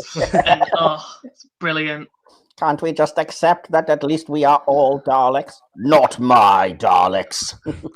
Yeah. Have you heard the stick to your cute V formations like geese? Andrew, you're talking over poor George. Sorry, go on, George. That's right. And I don't know if you've listened to Big Damn Cast, but they did like sort of Brexit Daleks on like when they were talking about Revolution of the Daleks. Oh no, but you have to send me the link to that if it's yeah, so it's just because obviously they talk about there's no design change to it, but they talk about the plungers. Like, yeah, they gave them blue plungers. We can take back Scarrow and make our own laws. Can you do that? And it's like, can you do that before? I see what you're trying to do, James. You're trying to make me look like a fool. Yeah, send a link to that. That sounds quite funny. Yeah, it does. And the only other bit. Sorry, my score for it would be a 7 also, because I think it is a natural sort of like like it's not bad. Yeah, it's just sort of a bit like waiting for the rest of it to happen. I do always love Gwen and Risa. I think the best thing about Torchwood, because grounding her in that world and them being on the run together is just a joy and almost reminiscent of the best arguments they've had in the earlier series. Yeah, awesome. So yeah, 7 out of 10 again. Andy, you episode 2? I would argue it's probably the weakest episode of the 5. You kind of again hit the nail on the head where it just kind of it does further things a little bit, but it does kind of just sort of bob along for a lot of it. And I remember when I rewatched it for this, I was just kind of like, even though I knew they didn't appear in this episode, I was like, okay, can we get to the 456 arriving now? Like you're really just building up to this a little bit too much now. Yeah. But interesting stuff does happen, and it's kind of nice to see them sort of test the limits of Jack's. Well, I guess not the test the limits, but we sort of see the extent of Jack's sort of regenerative abilities. Yeah. Which is kind of interesting. Sorry. that was George sending the link to the comedy skit from Every earlier. time I hear it, I know it's a Power Rangers thing, but all I can think of is Kim Possible. Is that a bad thing? Nah, I wouldn't say so. Yeah, sorry to interrupt. Carry on. Yeah, No, it's not bad by any means. It's still a great episode. It's just definitely the weakest part of the 5, in my opinion. So yeah, I'd also agree with the 7. I think it's good. It's fine. It moves the plot along, just not quite enough, and it sort of is a bit stagnant. Wow, that might be the first anything we've reviewed where 3 people have all given the exact same score. That's so weird. Yeah, so moving on to episode 3, we'll see if we can remain in lockstep and all of one hive mind. Episode 3, I've said, still a little slow and contemplative, but with one standout scene that was breathtaking, namely Frobisher first encountering the 456, finally, which was a masterclass in building tension and fear all through what you don't see, which was very effective directing by Uros Lane as well. Jack's character, I thought, was brilliant because it was almost like a callback to season 1, Small Worlds. And it was great drama, but I was not loving how immoral everyone was becoming. They kind of turned into the team from Hustle, trying to do bad things to get them back together. So I gave this overall an 8 out of 10 for episode 3. George? This is my favourite episode out of all. Okay. I think just because it feels like a classic middle act at the point of where it is in the story. I like them acting like criminals and sort of being like, right, where do we go from here, and having to essentially rebuild themselves. Like we said with Frobisher, I like that Frobisher's he's not the typical kind of villain. Like, he doesn't come across like, because he is almost like marketed, and sort of the way he is shot and told in the story, it's like he's the bad guy, but obviously in the end he's not really the big evil in this, is he? I wouldn't say that he does something fantastic at the end, but okay. No, but like, I mean, he isn't like the person who was like trying to gain the most out of it, sort of thing. Jack's past, like learning like more about him, even though the amount of time we've known him now, we expect to know everything about him.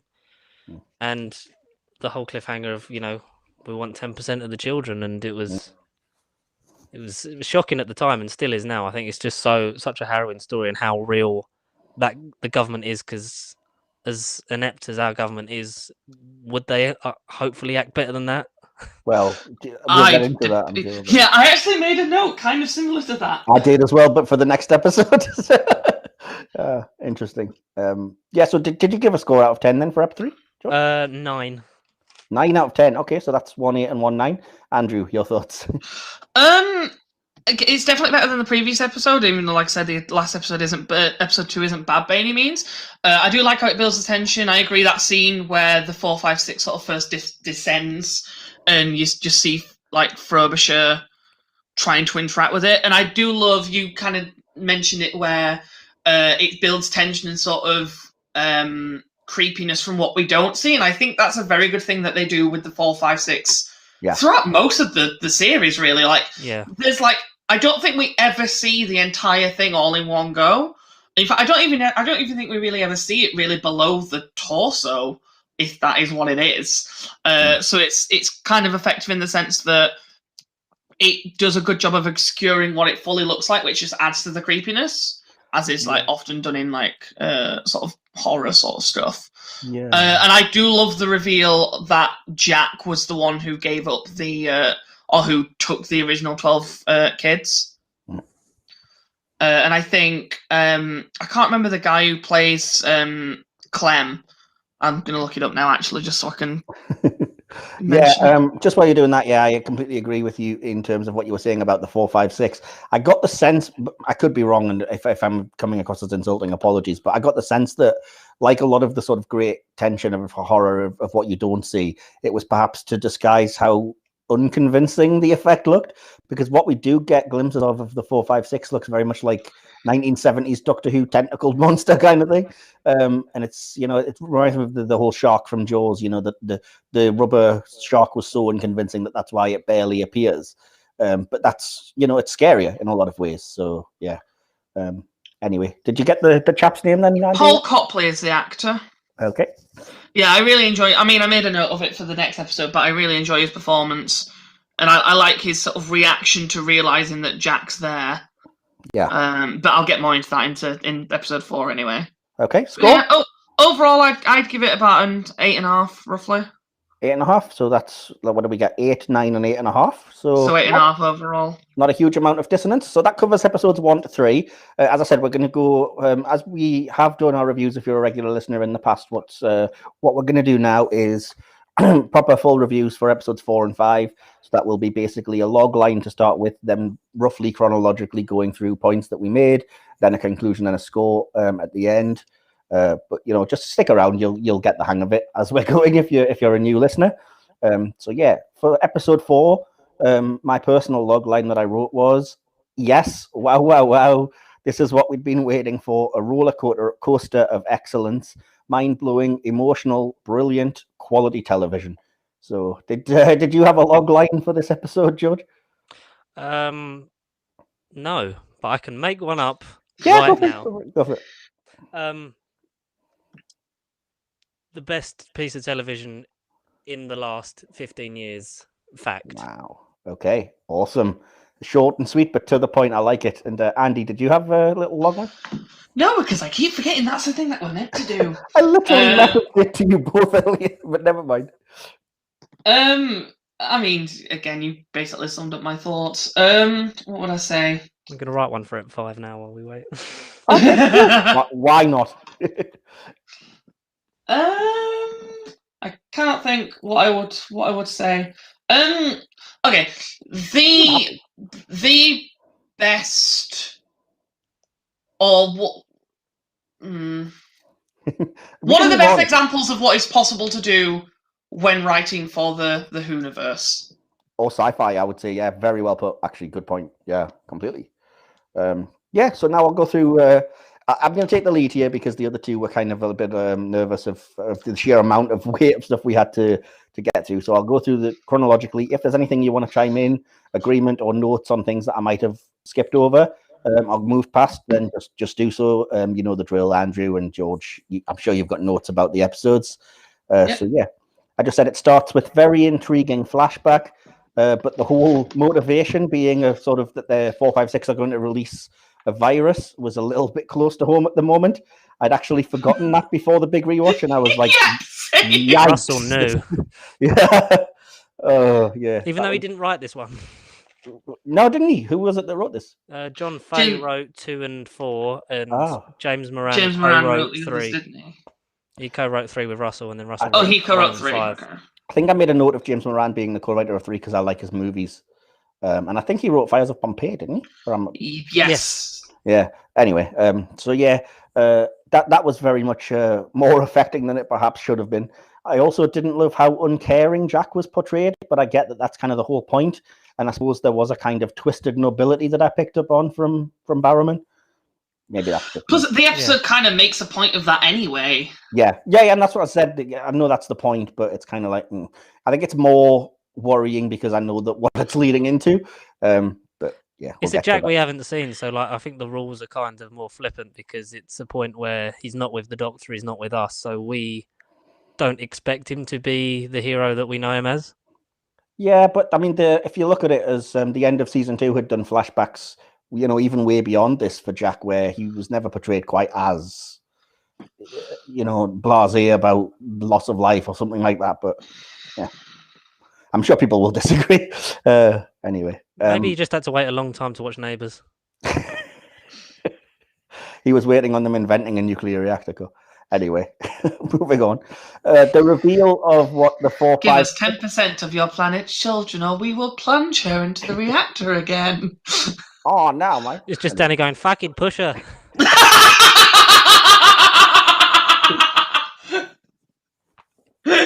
Give me the spotlight for once. Think of the children. Anyway, the reveal of what the 456 had done to the kids was really horrifying. Yes. Oh God. Perfectly in space drug dealers. Yeah, but just the body horror aspect. There's A+ direction and. I'm gonna say we don't even find out that that's what they're using him for until the last episode, if I remember correctly. That's what I mean. I'm just talking about literally the sheer visual of that. You don't even know what's in there, and then they just sort of start attacking the 456, and then you see a kid that's weirdly like attached to them starting to express pain and everything, and you're like, oh fuck, I didn't know. I will say though, I made a note of this. It's a very cool makeup effect. Yes. Very, very. Better than 90% of sci-fi horror was how I sort of summed it up at the time I was watching it. Related to that, I thought Uros Lin's direction, I'm probably pronouncing his name wrong, apologies, was classy and expertly handled. I especially noted the constant composition of faces throughout the frames, with two-handers between people and stuff. Yep. Yeah, that happens a lot throughout this. Very, yeah. Are we going from the beginning, or are we sort of jumping all over? Yeah, no, I'm trying to go in chronological order, but I said it might not be perfectly. It might not be perfectly in order. So if there's something that you feel like I've skipped over, do chime in. That's fine. Well, I'm just where did I make the note of? Because all my notes are in order as I was watching, so I'm just trying to work out where the note was about the makeup because I can't remember how early that happens. I feel like it's near the end. I was going off. I watched the episode once without making notes because I always get wrong off Will for not really paying attention, so you can't give it a full view. So I watched it once without making notes, then went and read the Wikipedia entry on the Doctor Who wiki for kind of the order for which stuff happened, and then made my notes about what I had thought when it happened. The makeup. I made the note about the cool makeup effect about halfway through, so I imagine it's about halfway through the episode. Right. Okay. Because looking at my notes, the very first note I made, apart from the children are creepy as hell, is as the episode. I think it's after the title. Yeah, because I've put a thing about. I love the ominous title sequence. The fact that we didn't get all the flashy Torchwood intro. It was just we got the title and then straight in. But the first note I've got was, and I don't know if either of you two have played this game, so you might not know exactly what I'm getting at. But the music in like the first scene is very Bloodborne. Oh, didn't think of that. No, I haven't played it, so it means nothing to me. But I will assume it's effectively. One, play it; it's brilliant. Two, yeah, the music was very Bloodborne. It's got sort of like the creepy, gothic, almost operatic style. Oh, I loved it. Fair enough. I don't play video games, Andrew. I'm 38, so you know. Okay, fair enough. No, it's just never something I've been overly into. I do play mobile games and stuff, but no. And I thought you were going to say it was kind of like Silent Hill, which I think bits of the like 4, 5, 6 and stuff are reminiscent of parts of that with the whole, the eerie fog and everything. So anyway, moving on. Was that everything that you'd had up to now? I put. Oh God, this is so bizarre to watch in the time of COVID, isn't it? Because of the whole thing of like. You know, they offered the 12 kids in exchange for an antivirus or an it was like an antidote for, what did they say it was? Like Spanish flu or something? They just said it was a new strain of flu, I think, or something like that. Because she mentioned that the Spanish flu was in World War One, around World War One. But yeah, that was so bizarre to hear in the current time we're living in. I was like, oh Jesus Christ, this is a bit freaky, isn't it? I believe they said that they were going to create a new variant of something called coronavirus. I think it was quite weird that Boris Johnson played the 456. That's not true. The 4, 5, you must 6 give us 10% of your children, or I will make you go to work, but stay at home. But don't go to work, please. Stay at home, but do go to work. But don't. But do, because the economy's fucked. I'll get into it in episode 5 because the Prime Minister in episode 5 is 100% Boris Johnson. Oh my God, yes. So yeah. Apologies if you're a Tory and nicer hair. But, fuck the Tories. I mean, this is a common thing throughout my notes, but I love John and Eve's performances so much in this. Yes. Yeah. They're so good.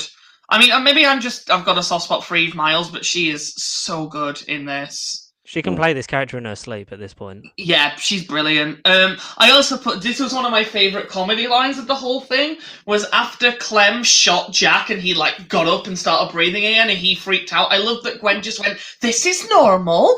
That was not a Welsh accent. But I was going to say, what was that? Gwen's not from India. That was not meant to be Indian. What's my trigger phrase for Welsh is like ratatouille, but I can't do it. You had a really good impression about when you were describing the story of when you met her. you could do it. Oh yeah, the whole it was ungodly. That exactly. Yeah. That's about all I can say in a Welsh accent. Apart from that really long Welsh town name, I can do that somehow.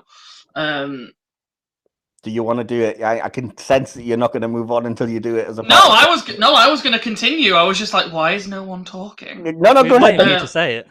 Let me see if I can remember all the syllables. It's like Clan 5 plus Quinka gonna go in, double hand to Silly, or go. It's something like that.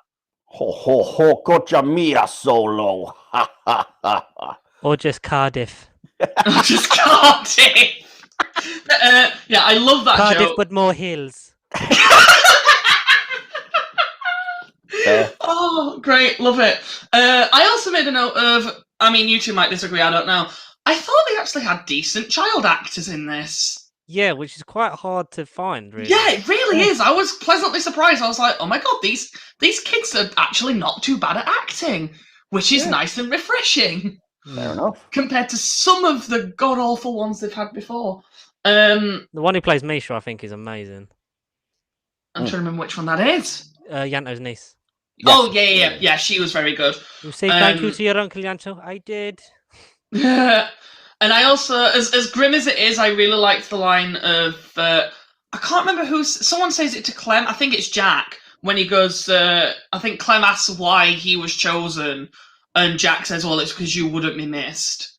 That's so grim, but I kind of love it. Yeah, it's so true as well. Like that's, and it gets reiterated in episode 5 as well, but like, yeah, that's so grim.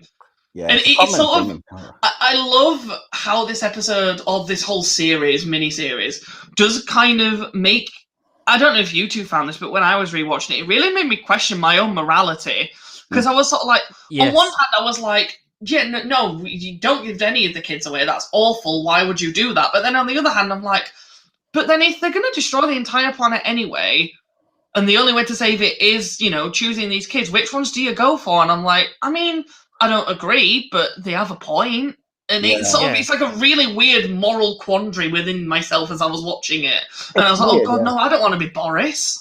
It makes you think the sort of how far will you go with the whole needs of the many outweighing the needs of the few kind of thing. Yeah. But for whatever reason, and I can't really get into it without spoiling my thoughts on episode 5, I was way more comfortable with the 12 people selected here than the one person who sacrificed later, which is weird when you think about it, but it is just, it just shows that it's more about your emotional stake. I did I think. Kind of related to that as well. It was the whole scene. I might have made a note about it later. I'm not sure.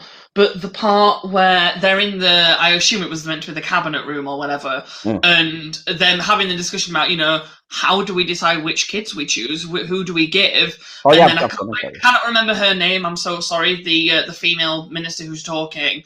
But when she's like, okay, so who do we want to keep? We want to keep the ones who are going to benefit society. So, the ones who are going to work in the offices and the schools and the hospitals. What do we do? We choose the ones who are going to, use all the benefits and, you've gone too far now because you've got into my notes that I haven't reached yet.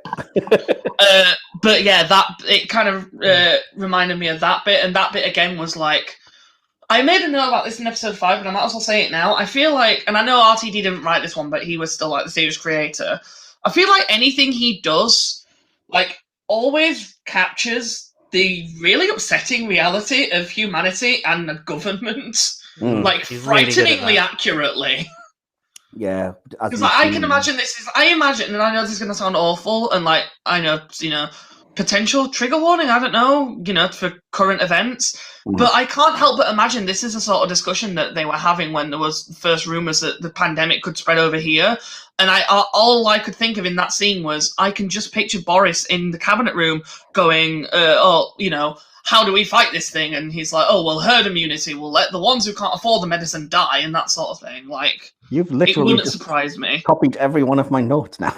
Yeah, but that Cobra meeting, the Prime Minister turned up for, so... Yeah.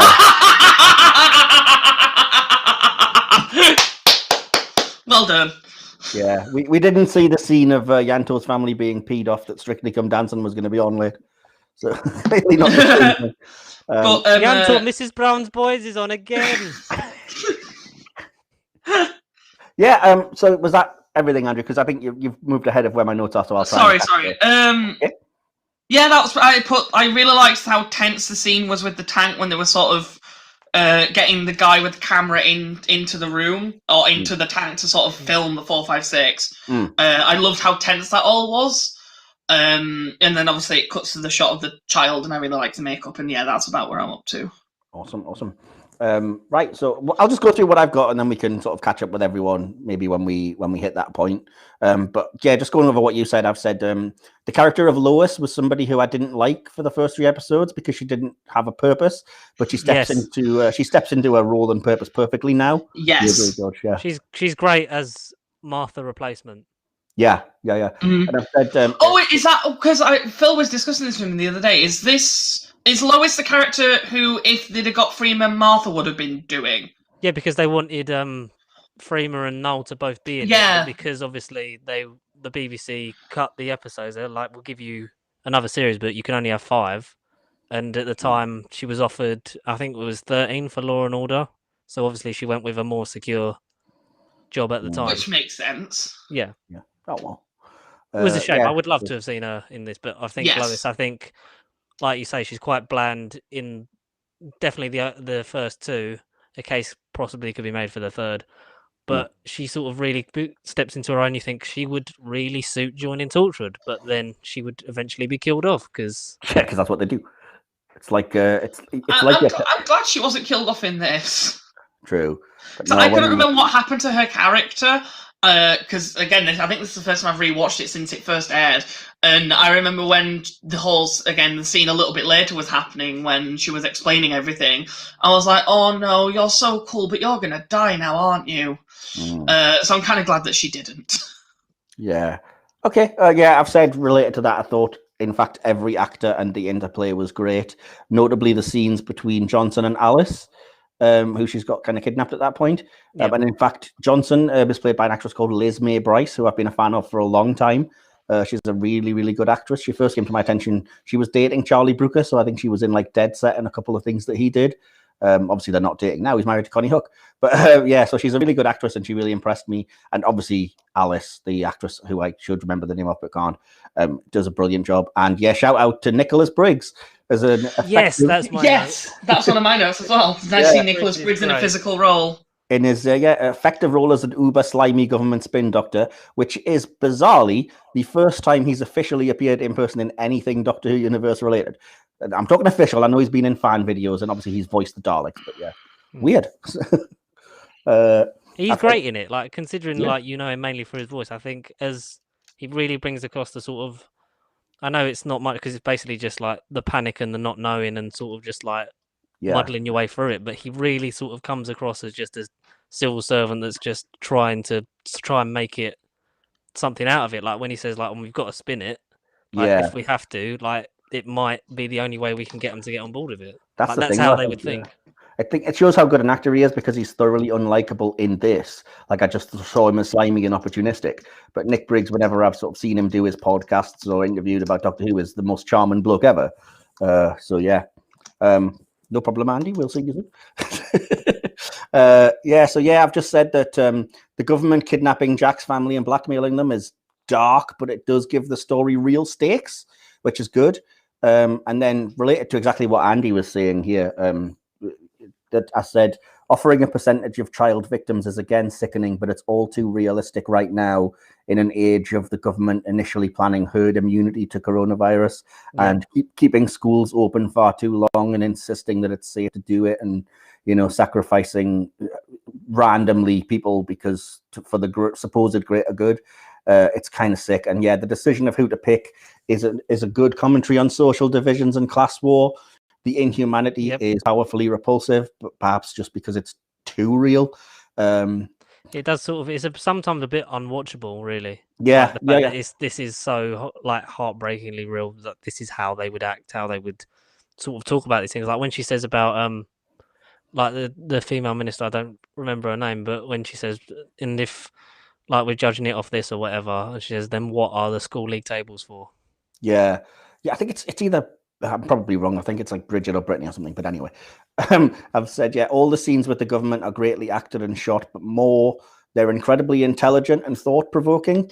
They mine the ultimate true horror from our real lives. How many other places would you see issues tackled like fascism, overpopulation, public fear, propaganda, and the terrifying potential natural decline of our world and its resources, which all puts the aliens into perspective. The character's called Bridget, by the way. I realised you weren't sure. I got that right while you were away. That's so weird. Oh, man. Never mind. And Andy went for a wee, by the way, listeners, if you're wondering. Thanks for telling everybody. I felt like I had to because I kind of spilled the beans by saying you were away. Sorry. So, yeah, I've said that it's related to what you were saying, George. I think it's kind of depressing in a way that it's almost a cautionary tale, stories like this, which you feel like have been completely ignored. So watching it back right now, it's like, ugh, can we not just show the government this and be like, look, this is not what you're supposed to be doing? Yeah. Yeah. I did put my note on this was just like the whole my exact note is the discussion about choosing the 10% is frighteningly relevant. I just said that when you were away, but yes, that's exactly true.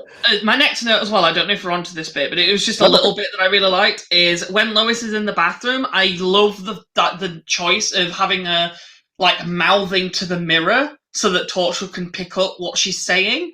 Yes. Because obviously the things they read lips rather than like actual audio. Yeah. So I love the fact that to communicate with Torchwood, she spoke into a mirror so that it could read her lips. I really liked that.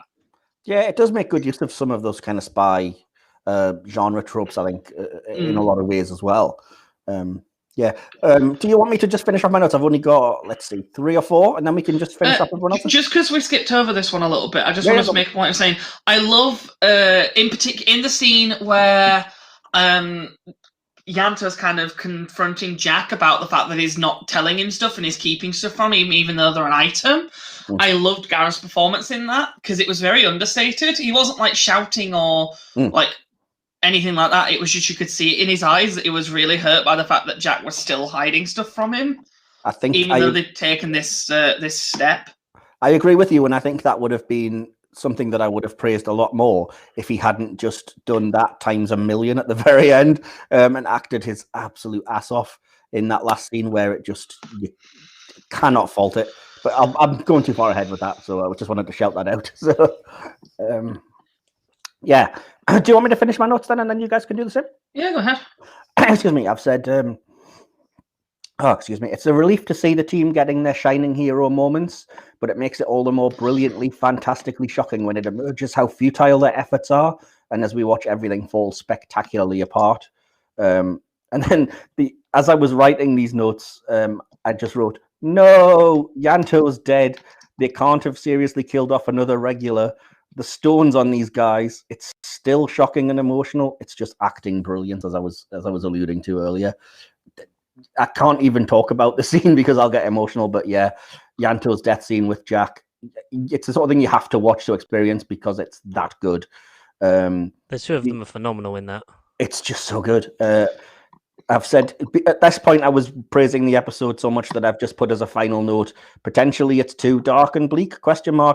That's as critical as I can get. Sorry. I wouldn't even say it's too dark and bleak. It is, but it's like, it's not a bad thing. Yeah. Well, that was my point. That's why I was like, potentially, but even then. Yeah, that whole final scene is just phenomenal. It's so upsetting. I remember when we sat down to watch it, because I for some reason, I thought Yanto died in episode 3. I forgot, because again, it's the first time I'd rewatched it all since it aired. So going into it, I was sure Yanto died in episode 3, and then when he didn't, I was like, because I'd mentally prepared myself to be like, okay, I know it's coming, I should be fine. And then it didn't happen, and I was like, oh no, it's in the next one, isn't it? Yeah. So I had to like prepare myself all over again for the fact that I knew it was coming. But it's so heartbreaking, but the performances are really, really incredible. Yeah, very. I was convinced until I had the big rewatch that it was episode 5. Like, I thought everything happened at once in that episode, but yeah. I did also just want to shout out, I love, I need to look up the actress's name, just so I'm praising her and not the character. Let me look it up because it'll tell me on the wiki. Kush Jumbo is her name, but I really liked. That's a great name. But that's the actress who plays Lois, and I love the reveal scene when she just stands up to the government. I think that's really well done. Like, that was a really good, especially because she started quite sort of meek and sort of almost like scared, and then very timid. The more timid's the word, thank you. And the more she realised that the government were kind of going, oh shit, she got more confident in herself, and I really liked that sort of subtlety in the performance. Yeah. She was very good. And then I also put, just before the whole cliffhanger, I also put that I really love the voice for the 456. I think it's really like commanding. Yeah. Like whenever it talks, I think it has such an atmosphere to it. And I just looked up who voiced that, and it's an actor called Simon Poland. So, you know, congrats to him. I didn't know that. I've never heard of that actor. I was convinced it would have been somebody they'd used before, like Silas Carson. But interesting. Yeah. From what Sutek, it seemed very sort of like reminiscent of that. Just sort of not much emotion in it, but like all the power sort of coming from the vocal. I looked him up just to see what he's been in.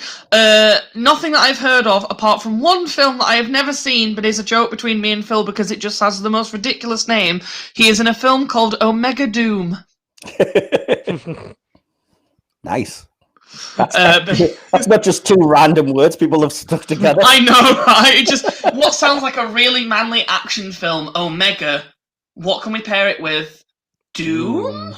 You just get the sense that that's a bunch of studio executives saying, right, we've got two hats. This one has Greek letters in, and this one has cool action words. Pick a couple out and we'll just jam them together. Delta explosion. Brilliant. Look at that. But no. There you go. I love the voice for the 456. The ending, even knowing it was coming, I still find it really shocking because it kind of does just come out of nowhere. But I guess it kind of makes sense with what the 456 do. Like this building, or at least that room, was completely designed to house it. So like, I really like the ending twist. I think it works very well. It's quite dire as well, seeing all those people sort of quarantined in the building, like trying to bang on the windows and break out and just dying against the window. It's really upsetting. It's so horrible. It's the most effective horror for me because that's one of my great fears. Because unlike sort of aliens and monsters and stuff, horror like that, it's very real. You know what I mean? And it's funny enough, it kind of reminded me, the scene and the way it's shot kind of reminded me of the scene in the Lazarus Experiment when he first becomes the terrible CGI monster, and he's like stalking the building, and then the building locks down, and they're all like banging on the glass door trying to get out. Yeah. It kind of reminded me of that because it was shot very similarly. The only difference is in that episode they actually do get out, whereas in this they all just collapse and die. Yeah, there's a ton of horror that does it very effectively. But I also love I think this happens around the same time. I love the. Oh, is that in no? It is in episode 4. I think the notes here. The scene where the 456 kill off Clem.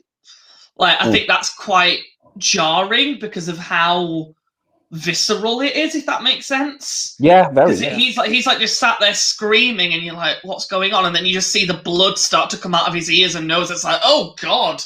It's quite weirdly gruesome, despite the fact that it's just like a bit of a trickle of blood. But it's like, you know, it's the implication of what's happening that I think is the creepy part of it. Yeah, I think as it's exactly like you were saying before. Sometimes the best horror can be more implied than, you know, it's more effective seeing a trickle of blood from an ear than a brain exploding in a lot of ways, because it's like, oh shit, what's happening? This guy's a goner, you know. And then my last note that I have, at least, is, and I made a point of this one because I loved it. It was one of my favorite moments of the entire episode. Because Eve Miles is brilliant. I love the subtlety of when Gwen was directed to where Yanto and Jack's bodies were. I do bodies in quotation marks for Jack. I love the fact that she goes over, sort of takes a moment, pulls Jack's back, and then he's like absolutely fine. Like, because obviously she knows he's going to come back. Isn't that the start of episode 5? Or no, it's the end of episode 4. Okay, it's one of the last things, isn't it? It is the very last part of episode 4.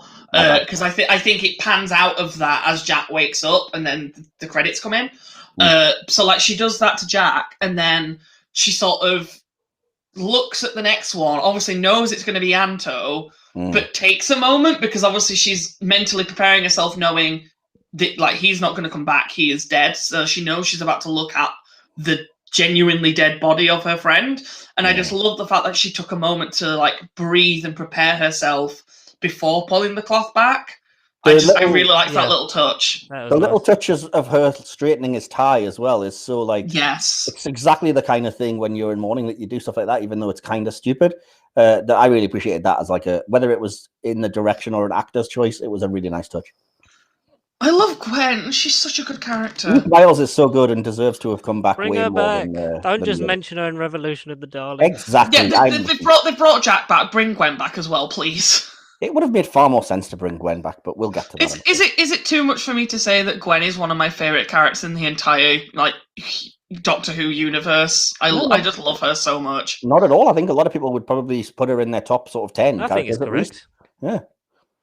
I'd love to see her travel with the Doctor. But yeah, I'd love that as well. But yeah, that was my that was my last note for episode 4. Anyway, Awesome. I just love how that closed it out. That's brilliant. So before we get into conclusions, because we're running very low on time, George, did you have any more last notes as well? Or? Like the only thing to add on to that is I sort of like to go along with the taking a moment with the cloth thing. I also like how whenever Jack resurrects, it's a big gasp and a big. But when he woke up, then it was just sort of it was all refined and it was just the little thing, and they just both took a moment, like the music did its job, and they were just in that moment just mourning the loss of their friend. It wasn't like a big thing of like Jack's back alive again, like it normally is, like whenever he dies. It was just sort of a nice subtle thing of, because it's like he was sad before he came back, sort of thing, because he knew what he was coming back to. Plus, I think it does a good job because the episode sort of, trying to let you know, Jack, Jack's going to come back. That's not the focus right now. Mm-hmm. Yeah. And I quite liked that.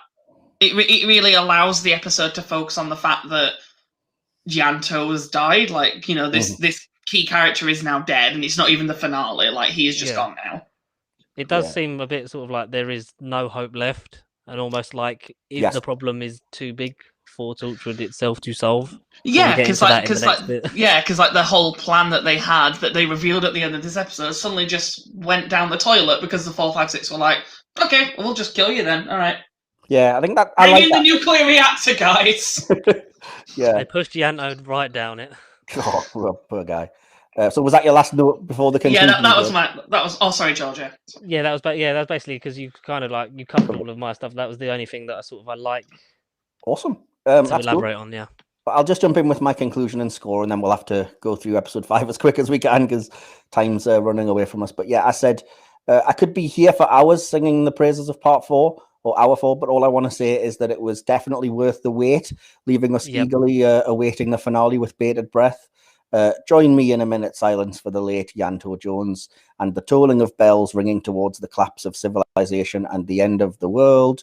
You don't actually have to give it a minute's silence, but maybe just a second. And then the last thing I've written here was, is there a better way to set up the finale than just the line, on the 5th day, we will be at war? And I gave this 10 out of 10. Yep. So, George. 100%. I think it is, as much as I said, like episode 3 is my favorite. I think in terms of quality, this is just head and shoulders above, like subverting expectations, leading us into a seemingly impossible conclusion. Like, where do you go from here? Yeah, awesome. Did you have a conclusion and score?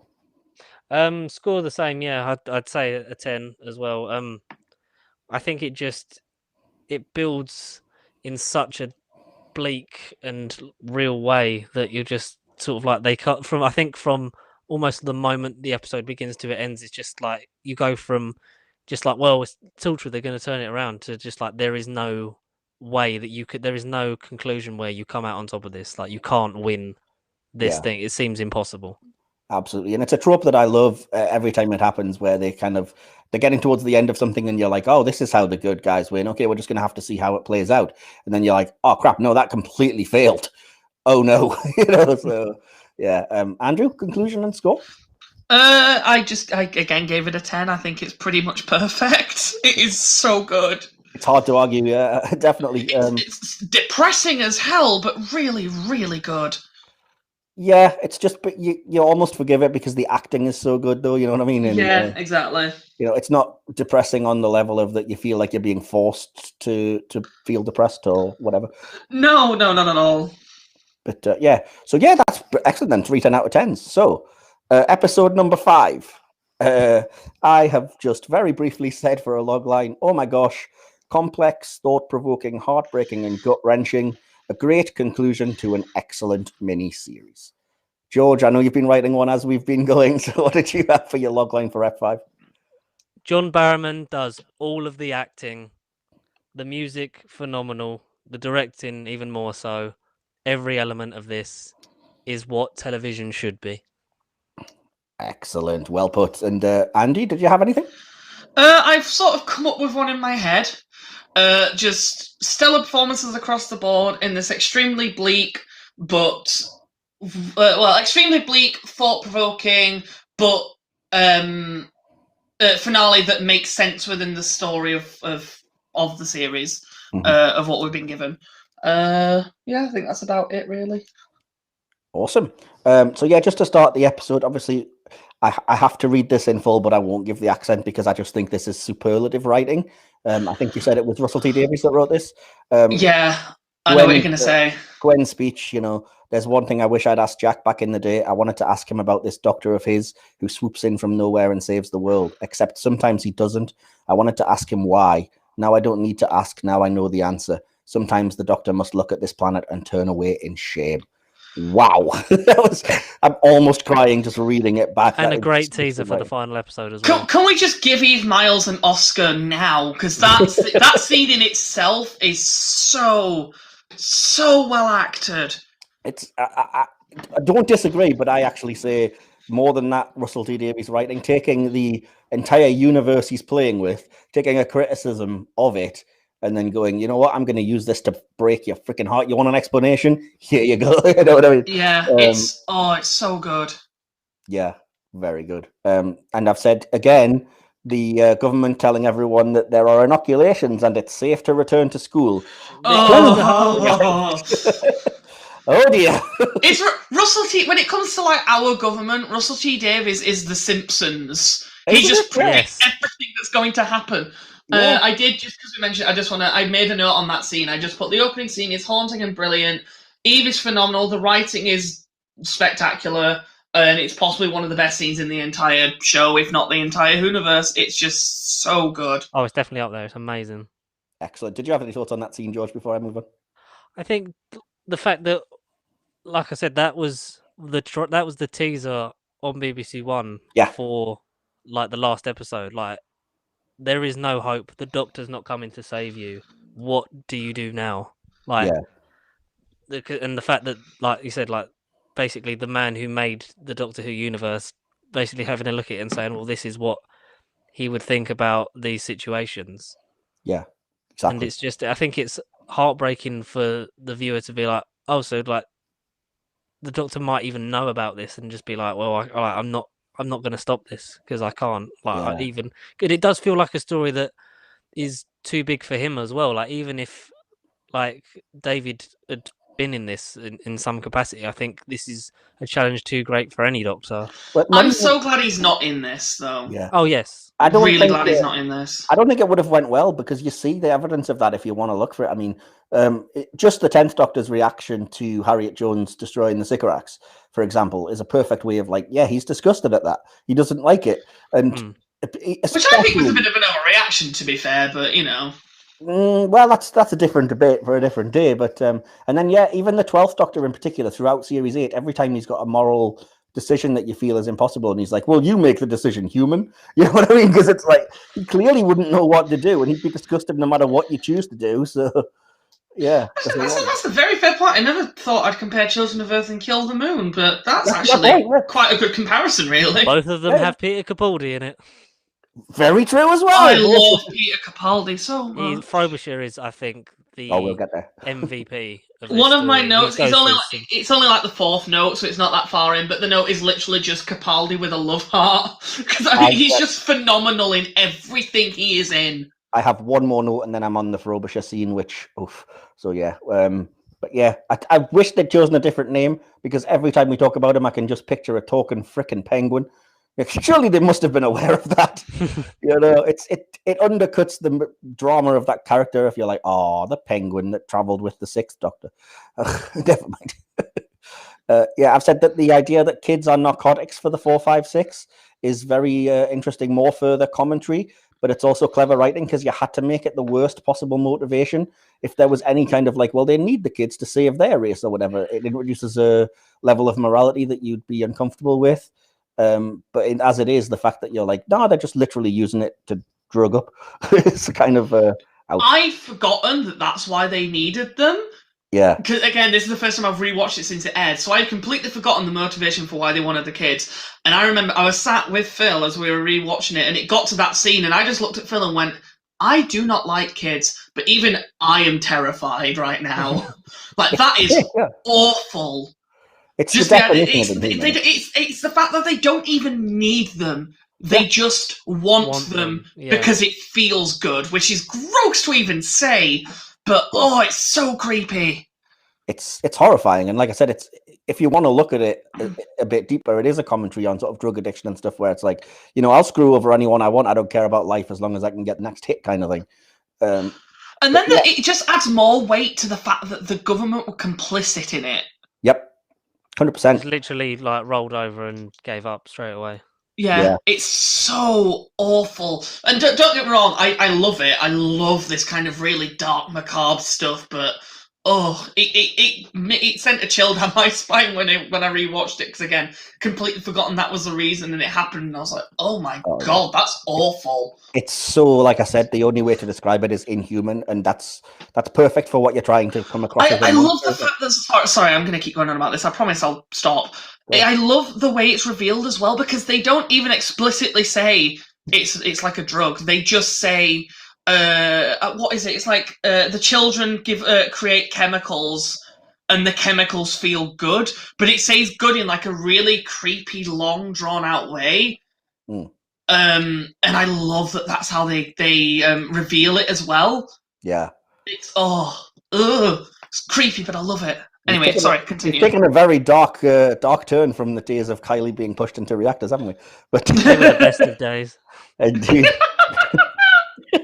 But yeah, so the next scene I'm on to just the scene with Frobisher and his family and their final fate, which is absolutely bleak, like a lot of the finale. But this is the one that really got me the first time I watched it, and it's been to use an overused cliche, it's been living rent free in my head ever since. It sticks with you. It's captivating. It's almost too intense. It's actually hard to watch. I've now watched it twice, and I literally never want to watch that scene again, ever. Capaldi's acting in that is so good. Yep. Especially since he doesn't even say a word. Yep, and that makes it all the worse. You know what I mean? And it's I couldn't do it. I couldn't do it again. It's horror at its best without using monsters, but it's too affecting. I would argue, I don't know if you two would agree, I would argue that this is the darkest scene in the entirety of the Whoniverse. Yep. Oh yeah, without a doubt.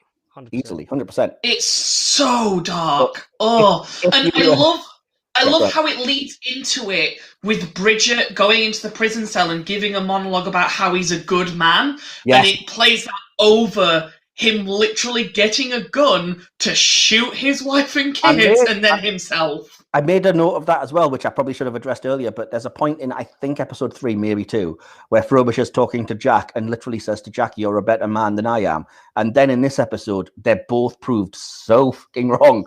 You're like, ouch. That was the cleverest little setup of like, no, neither one of you guys is ending well.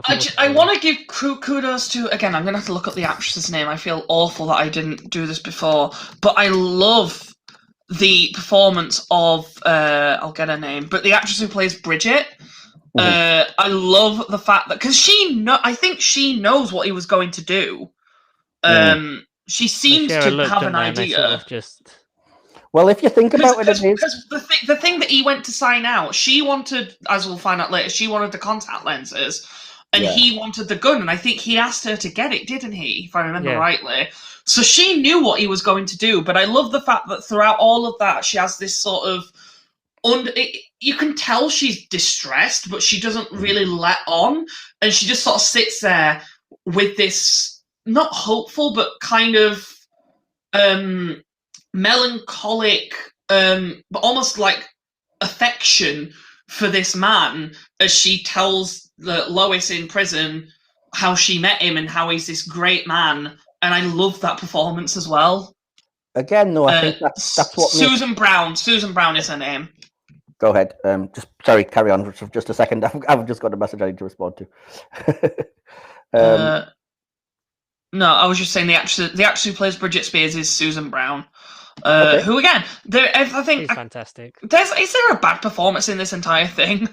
Nope, not at all. No, I would agree. But no, what were we getting at there?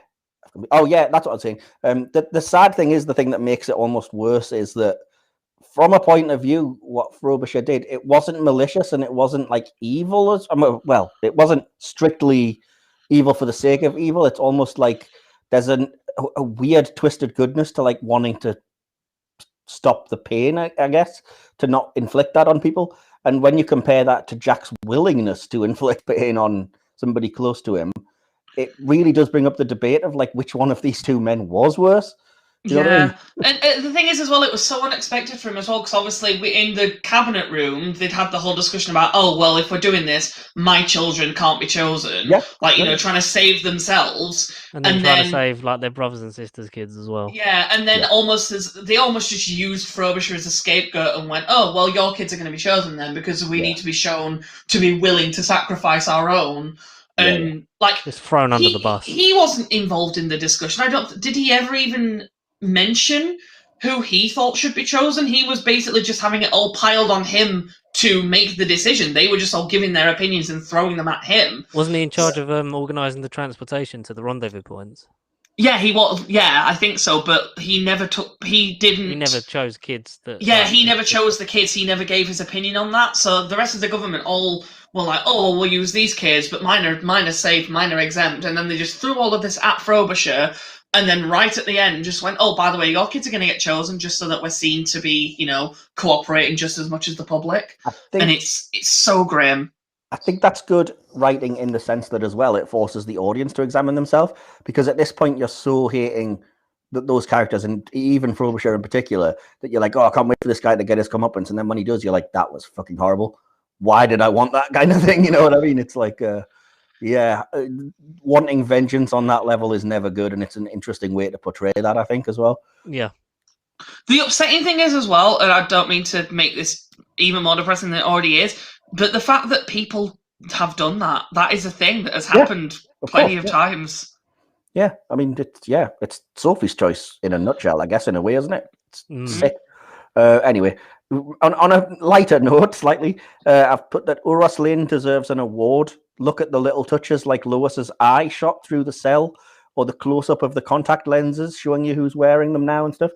Just excellent. That's what that was. I'm so sorry. I completely missed that. So when we were watching it, Phil said, "What's wrong with her eye?"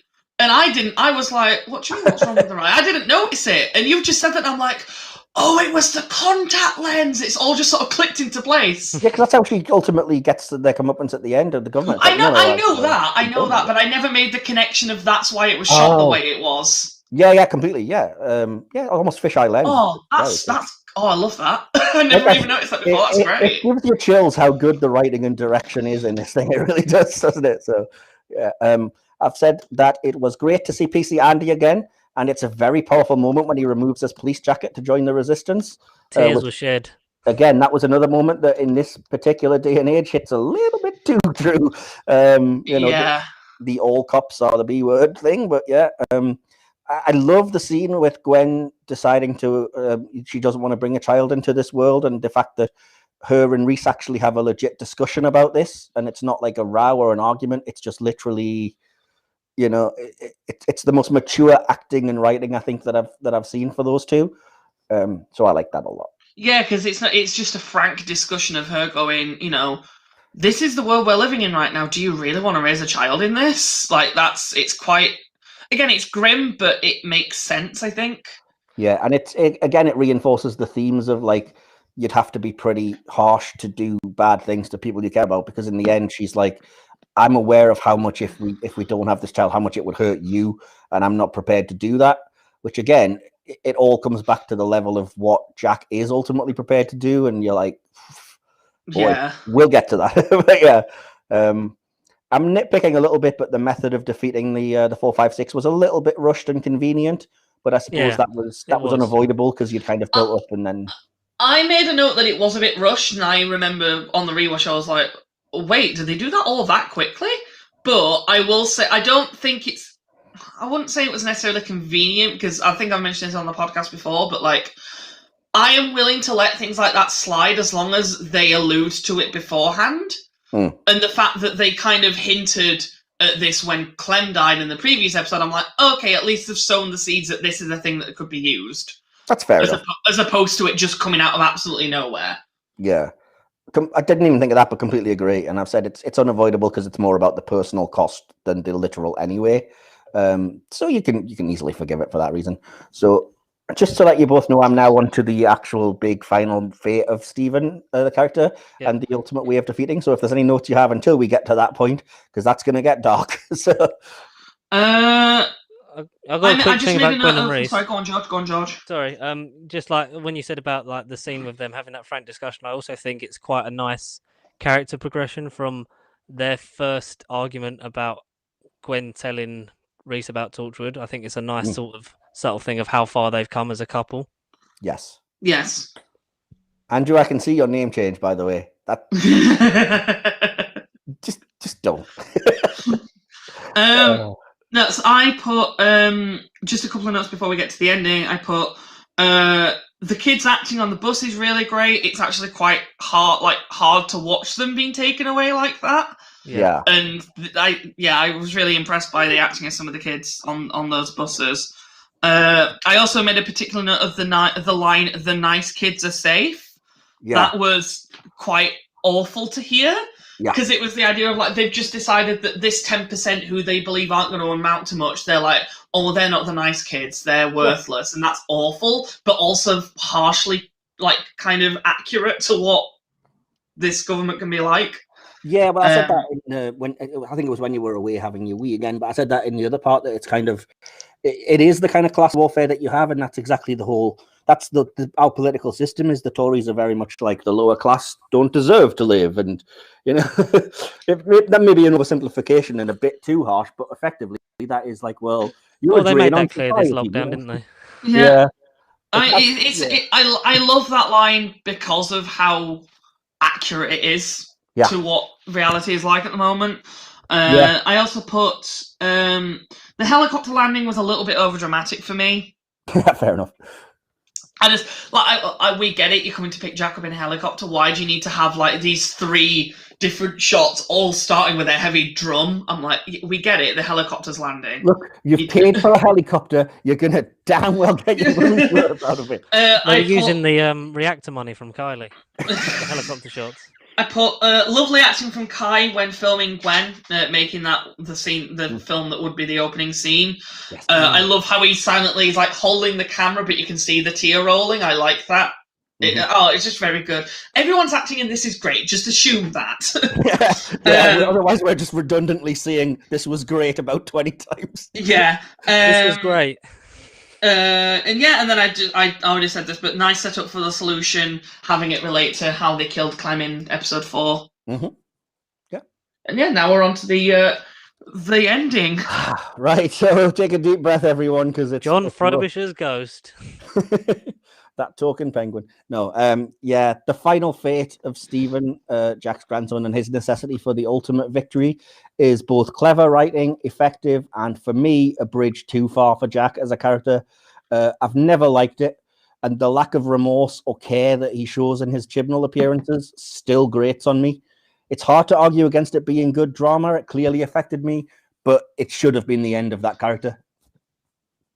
That's all I have to say about that. I think that's fair, but also like when we've seen him in the Chibnall, we've got like he hasn't like apart from like so he goes back for Miracle Day, and then after that he's clearly just like gone for a long time. So like we don't know how long it's been between the Chibnall appearance and Children of Earth, because Jack's lived a very long time, and it's not to say I think he shows on his face just how much he cares. But if he shows how much if he cares too much in that moment, he's not going to do it, and he's not going to save everyone. Yeah, I was going to say one thing I love about John's performance in that scene is it at least when I was watching it, it came across to me. It's not that he doesn't care. He clearly cares. He's clearly quite visibly shaken as it's happening. now, and yeah, you can see he's really upset. But I feel like if he'd have said anything in that scene, or if he'd have even interacted with his daughter in any way, I feel like he would have stopped. And he kind of knew that this was the only way, so he just had to Push sort himself of over the really finish line. push himself. Yeah, exactly. It's not so much that, like, I understand, you know, it could have been an amount of time, and obviously everybody has their own grieving process and stuff. It's the fact that Jack as a character, particularly in Doctor Who, is so ridiculously flamboyant and outrageous that it's such a tonal shift for me that I watched Revolution of the Daleks, where he's like, I just pulled a vortex manipulator on my ass. You've had work, Doctor. To this. And it's like, it's really hard to reconcile that as being the same person. Like, But I think that's because, like, having those moments with him where he's such an enigma and so bombastic in so many ways throughout the show, like he is everything to everyone. He's done so many things, and he's immortal, and he's been like 51st century and everything, and every single thing in between. But to actually give him a moment of like grace and reality to actually ground him as a human, I think is nice. I'll get into it more Also, later. I don't know the name of the actor again, but the kid who plays Stephen was very good in that scene, and it was actually, again, even though I knew it was coming, it was very hard to watch. He's got very good scary alien face. Oh man, that's a weird thing to have written on your CV. I do good scary alien face. But yeah, so if you have nothing else to say, I can move on to a few more things which are all related to that. The next thing was just the fall of the Prime Minister. I've said was smart and a necessary win because the audience really needs that catharsis. Yeah, Yes. it's basically the only positive from the series, isn't it? Well, again, Andy tried to argue Gwen has a happy ending, and I said yes, but then you also remember she's going into Miracle Day. No, I didn't say she has a happy ending. I just said compared to most of the other characters, she comes out relatively unscathed. Yeah. I never said she was happy. Again, until Miracle Day, which is just like, you know what? Let's just ruin every character. But never mind. Yeah, I love the scene where Bridget reveals that she's now just recorded everything. Yeah. It's another instance. I'm trying to think of another episode that does it. It's kind of reminiscent of in A Good Man Goes to War, when we find out that Amy is flesh at the end of the Almost People, and then they pull the same twist again, but it works just as well, if not more effective, when you find out that the baby is also a doppelganger. It kind of reminded me of that in the sense that, like, the reveal the first time in episode 4 of, oh, just so you know, I've recorded all of this, is quite nice and quite, it's fist pump. Yeah. And then it works. I'd say it works even better the second time around. Yeah, definitely. I think so. Yeah, because it is, like you say, it's a victory that the audience needed, because it's like, well, they're like, there's not long left of the episode, so they can't twist it round and then lose this one. Like, like this is something that we can actually enjoy. As well, it was kind of like I actually scribbled out a note, because so one of the notes I made was just after the scene with Frobisher, I did put, why did she need to have that conversation with Lois, though? I didn't quite get what the point was, because again, I hadn't watched it for so long, so I'd completely forgotten. And then in the twist, when you find out that, oh, she has the contact now, I was like, okay, never mind, it makes perfect sense now. I'm just being silly. So yeah, I really like that. Well, I only have 4 quick points to make to finish my notes on the episode before I get to the conclusion and stuff. So I'll blast through, because it's just literally the end of the episode. Then I'll ask the same of you guys, if that's okay with you. I've just said this should have been the series' end, as in Torchwood as a whole. It was a fitting send-off with nice references to past members who've been lost right the way back to the pilot. Jack's new life is an absolutely blinding ending, and in my opinion, we should never have seen him again. He does have to wander the cosmos now. There's no other way to validate that character. Every conclusion was well executed, plotted, and played, whether you like it or not. And possible hot take, if sci-fi ever won BAFTA awards, this deserved one. Oh yeah, I agree with all that. Awesome. So yeah, George, did you have any last notes before the conclusion?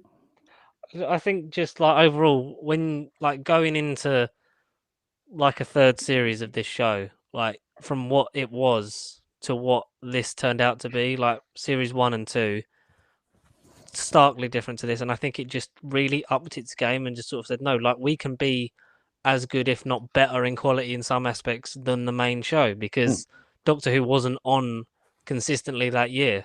So it's like almost like Torchwood sort of went, well, we'll step up in terms of the quality of a series for this year because there isn't one. And it was, I think, like from writing, like production design, the acting, the directing, the music. I think Murray Gold's score doesn't get enough credit, like for the way it just sort of elevates like these poignant moments and can just turn you to mush like at the climax. It's just, I think it's one, I stand by that. It's probably one of the best pieces of television, definitely of the like 2000s, if not the last 15 odd years. Like I think it just still holds up in terms of the message it's trying to send. Arguably more so, yeah. It's even more relevant now, which is again that was it's become more poignant, hasn't it? yeah. Cool. Andy, any last notes before the conclusion?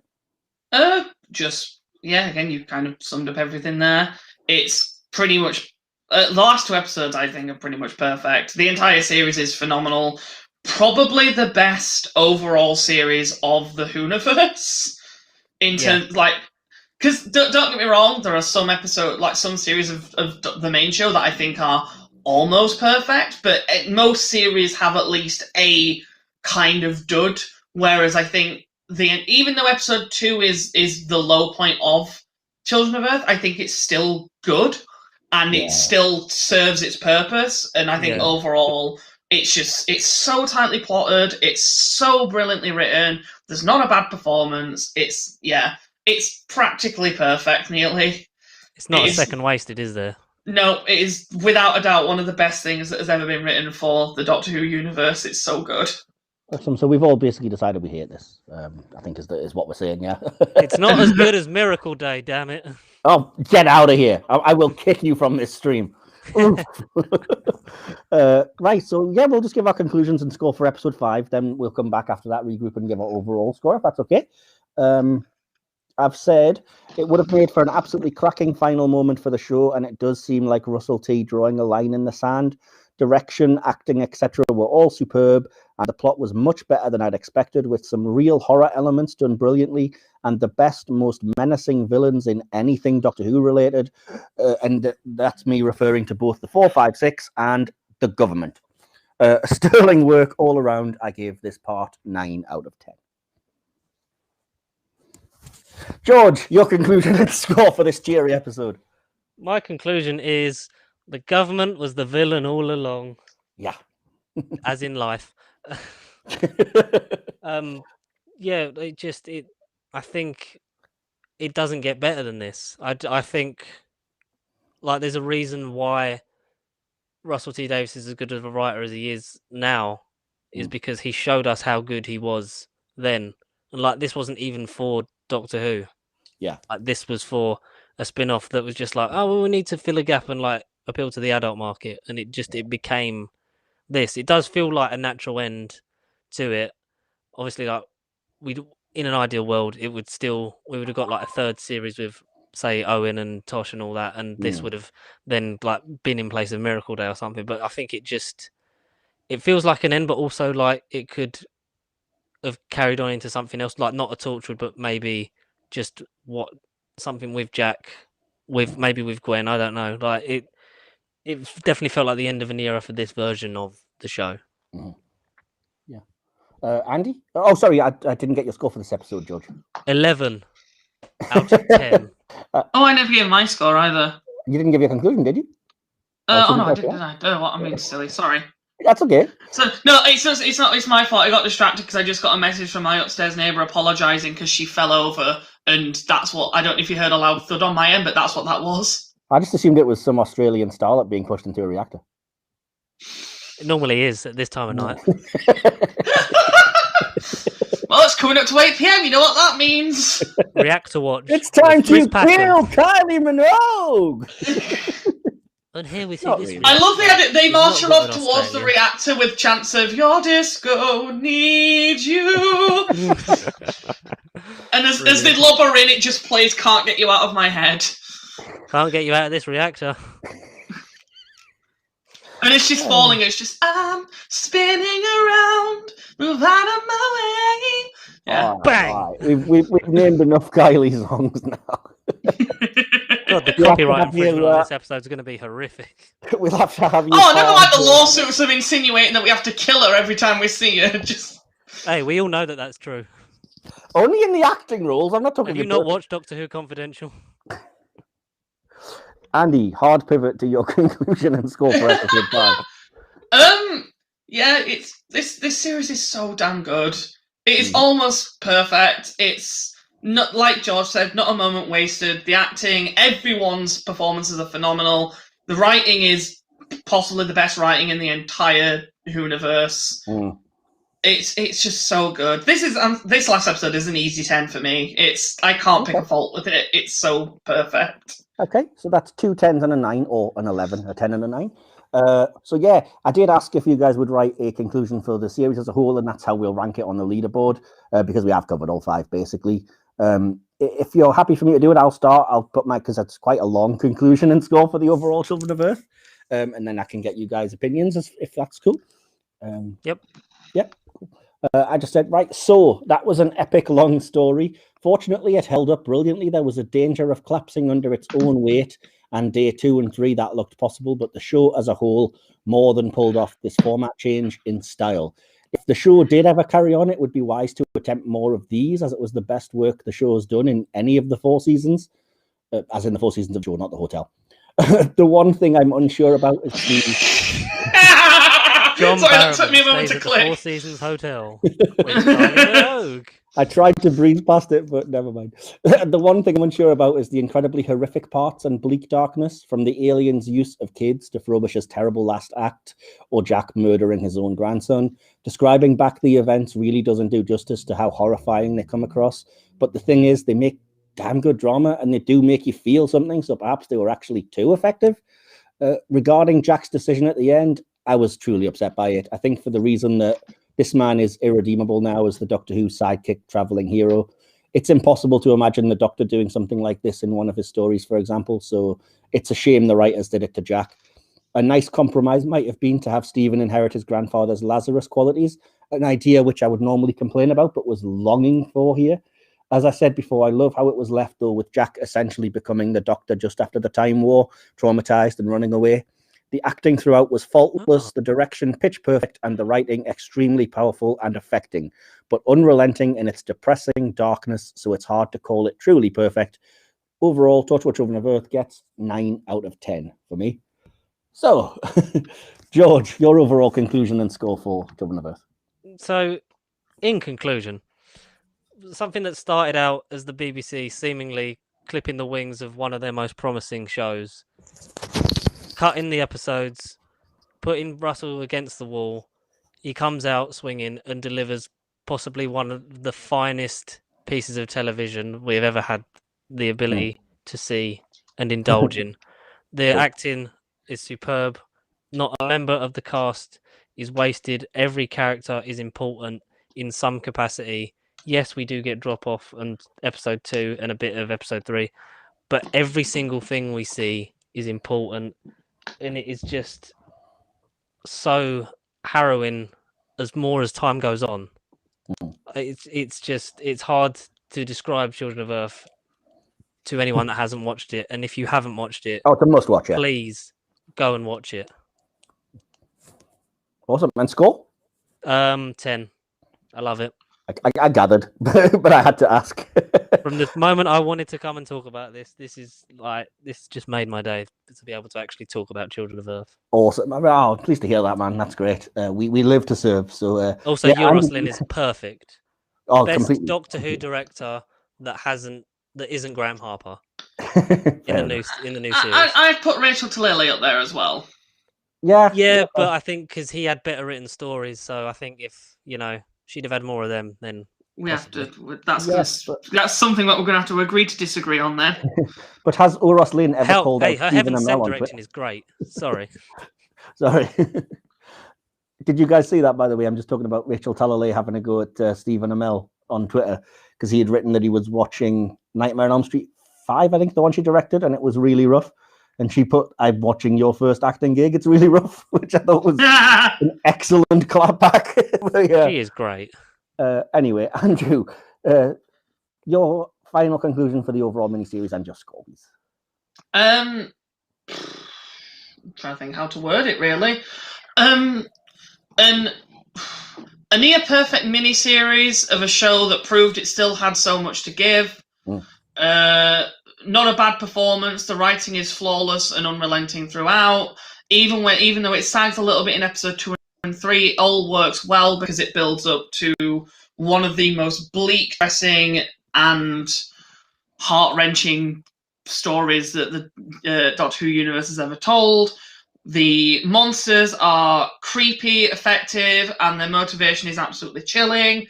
Has, without a doubt, a multitude of the darkest scenes ever featured in the Doctor Who universe. And yeah, like I said, it's pretty much near perfect. I tallied up my scores for each episode, which came to about and then made it a percentage. So the percentage is about 87.5. So I'm going to round that up to 9 out of 10 overall. So 2 9s and a 10. So I'm not sure what that exactly makes the average, but I'm guessing. I'll look it up. 1 minute. 1 minute. I did try to, but I'm terrible at maths and I can't even begin to try. I would assume it'll be something around 9 point something, but I don't know what exactly. Either way, it's going to be really high up there and deserves to be. So yeah. So you're sticking with the 10 out of 10 then, George. You obviously don't like this very much. I am unwavering on this issue. It is 9.3 recurring overall. So yeah, 9.3. Imagine if it had been 9.456. We would have all just pooped ourselves and abandoned the chat. I already have. I did like an hour ago. Well, no, that was really fun, guys. I really enjoyed it, and yeah, I knew it was going to be a long one. We were dealing with an epic 5-part miniseries, but I think this episode will probably still come in under our review of Ascension of the Cybermen and the Timeless Children. So, George, it's been awesome having you here, my man. We've had some laughs, we've had some praising of Torchwood, and yeah, if there's anything quickly that you want to plug or social media you want to shout out? Yeah, well, thank you guys for having me. It's been a real pleasure to be on someone else's podcast for once. I do my own on my channel, Pasty Sheep. No Bible Podcast has been going for 1,000,000 years. I'm as old as the face of Bo in real life. And yeah, we talk about Doctor But as Who good looking kind of as Kylie. Only from the head down. Yeah, so No Bible Podcast on Pasty Sheet. We did pass 200 subscribers the other day, so awesome. Come and join in if you'd like that kind of unnecessary waffle that I seem to be good at. Well, clearly they do if they've made it this far through this podcast. So that's fine. I'm so sorry to everyone. No. That was more a dig at me, and let's be honest, a little bit at Andrew. Look, if they don't enjoy it, I can take solace in knowing that I enjoyed it a lot. Oh, I did too. I'm looking forward to the rest of them with you, Andy. So just quickly, is there anything you want to quickly plug or give your social medias and whatnot? You can find me on Twitter at AndyKemp1996, or more importantly, you can go to YouTube and just search Andrew Kemp and I should pop up. I don't have many subscribers, but I do post vlogs, and more importantly, I do post music covers on there because music is my main passion outside of Doctor Who, and hopefully pretty soon I should have my gaming channel up and running, so nice. That'll be more prevalent later, I imagine. But yeah, thank you for taking me on as your new co-host, Mike. I hope you realise what you've let yourself in for. Well, if I didn't before, I do now, but yeah, we do. And yeah, blessings to Kylie, and I hope she's doing okay after all those nuclear reactor accidents. Her insurance is through the roof. Blessed be the nuclear manure, indeed. But, Same again next series for Miracle Day, guys. I don't know if I could watch, but I'm putting your name down as a definite. Got to have you on some point in series 3, George, because that was awesome. So if you can think of anything, you know where to get in touch with me. I'm on social media at Iron Mike Wilson on Twitter, or with the name Who Trek 616 because it combines my 3 loves: Star Trek, Doctor Who, and comic books. I have my own YouTube channel, just at Michael Wilson. I'm on Facebook, but I rarely ever go on it. Just want to shout out, Pasty Sheep, do go check that out. Thoroughly recommend Andy's music as well. It's brilliant, and taken a lot more seriously than his Doctor Who reviews. No, he's awesome. There's just something about the talk of killing off world beloved pop stars. It makes me laugh. Did you not hear about in Adele's contract after she finishes the show? They have to put a leg under a lawnmower, that sort of thing. Oh, she's got the Final Destination clause, yeah. I should have said they chucked her in the sea because she was rolling in the deep. There was a joke right there and I missed it. It was God's right sake, there. That's it. Start the podcast again. Keep in touch, you guys. Obviously, I'll be with you again. Keep in touch, co-host. I hope you do talk to me again in the future. I had meant to address that to George, and I'm tired. So, keep in touch, man. We've all had enough of our brains melted by the 456. Exactly, but no, keep in touch. We'll definitely have you on again. This was great fun, and thanks very much, guys. It was a real honor and a lot of fun. And, thank you. I look forward to hearing the rest of the series, guys. Good luck. No problem. Good luck to you as well. Yeah, absolutely, and good luck with everything you're doing. Next week, do come back and join us again. Myself and Andy will be joined by Xander Grogan, and we'll be discussing an episode of the Sarah Jane Adventures that may have a doctor involved. So I'm excited for it because it's Shakedown, the Sontarans. Is that a Sarah Jane Adventure story? It is now. Right, well, peace out, everyone. That seems like the perfect The invasion time is on the off chance, reactor, right? if I ever end up, I don't know if you do guests on your podcast, but if you ever, for whatever reason, have me on your podcast, I promise you I will not talk about anything but Kylie, just to see how you like it. If it gets the viewers in, I'm all happy. That's fine by me, mate. All good. Right, bye everyone. Take care of yourselves. Keep wearing your mask, social distance. Don't push any Australian pop stars into reactors. Bye. Bye. Oh crap! They done it again. I could listen to you do that accent all day. It's great. Stow the crowds, mate. I don't know.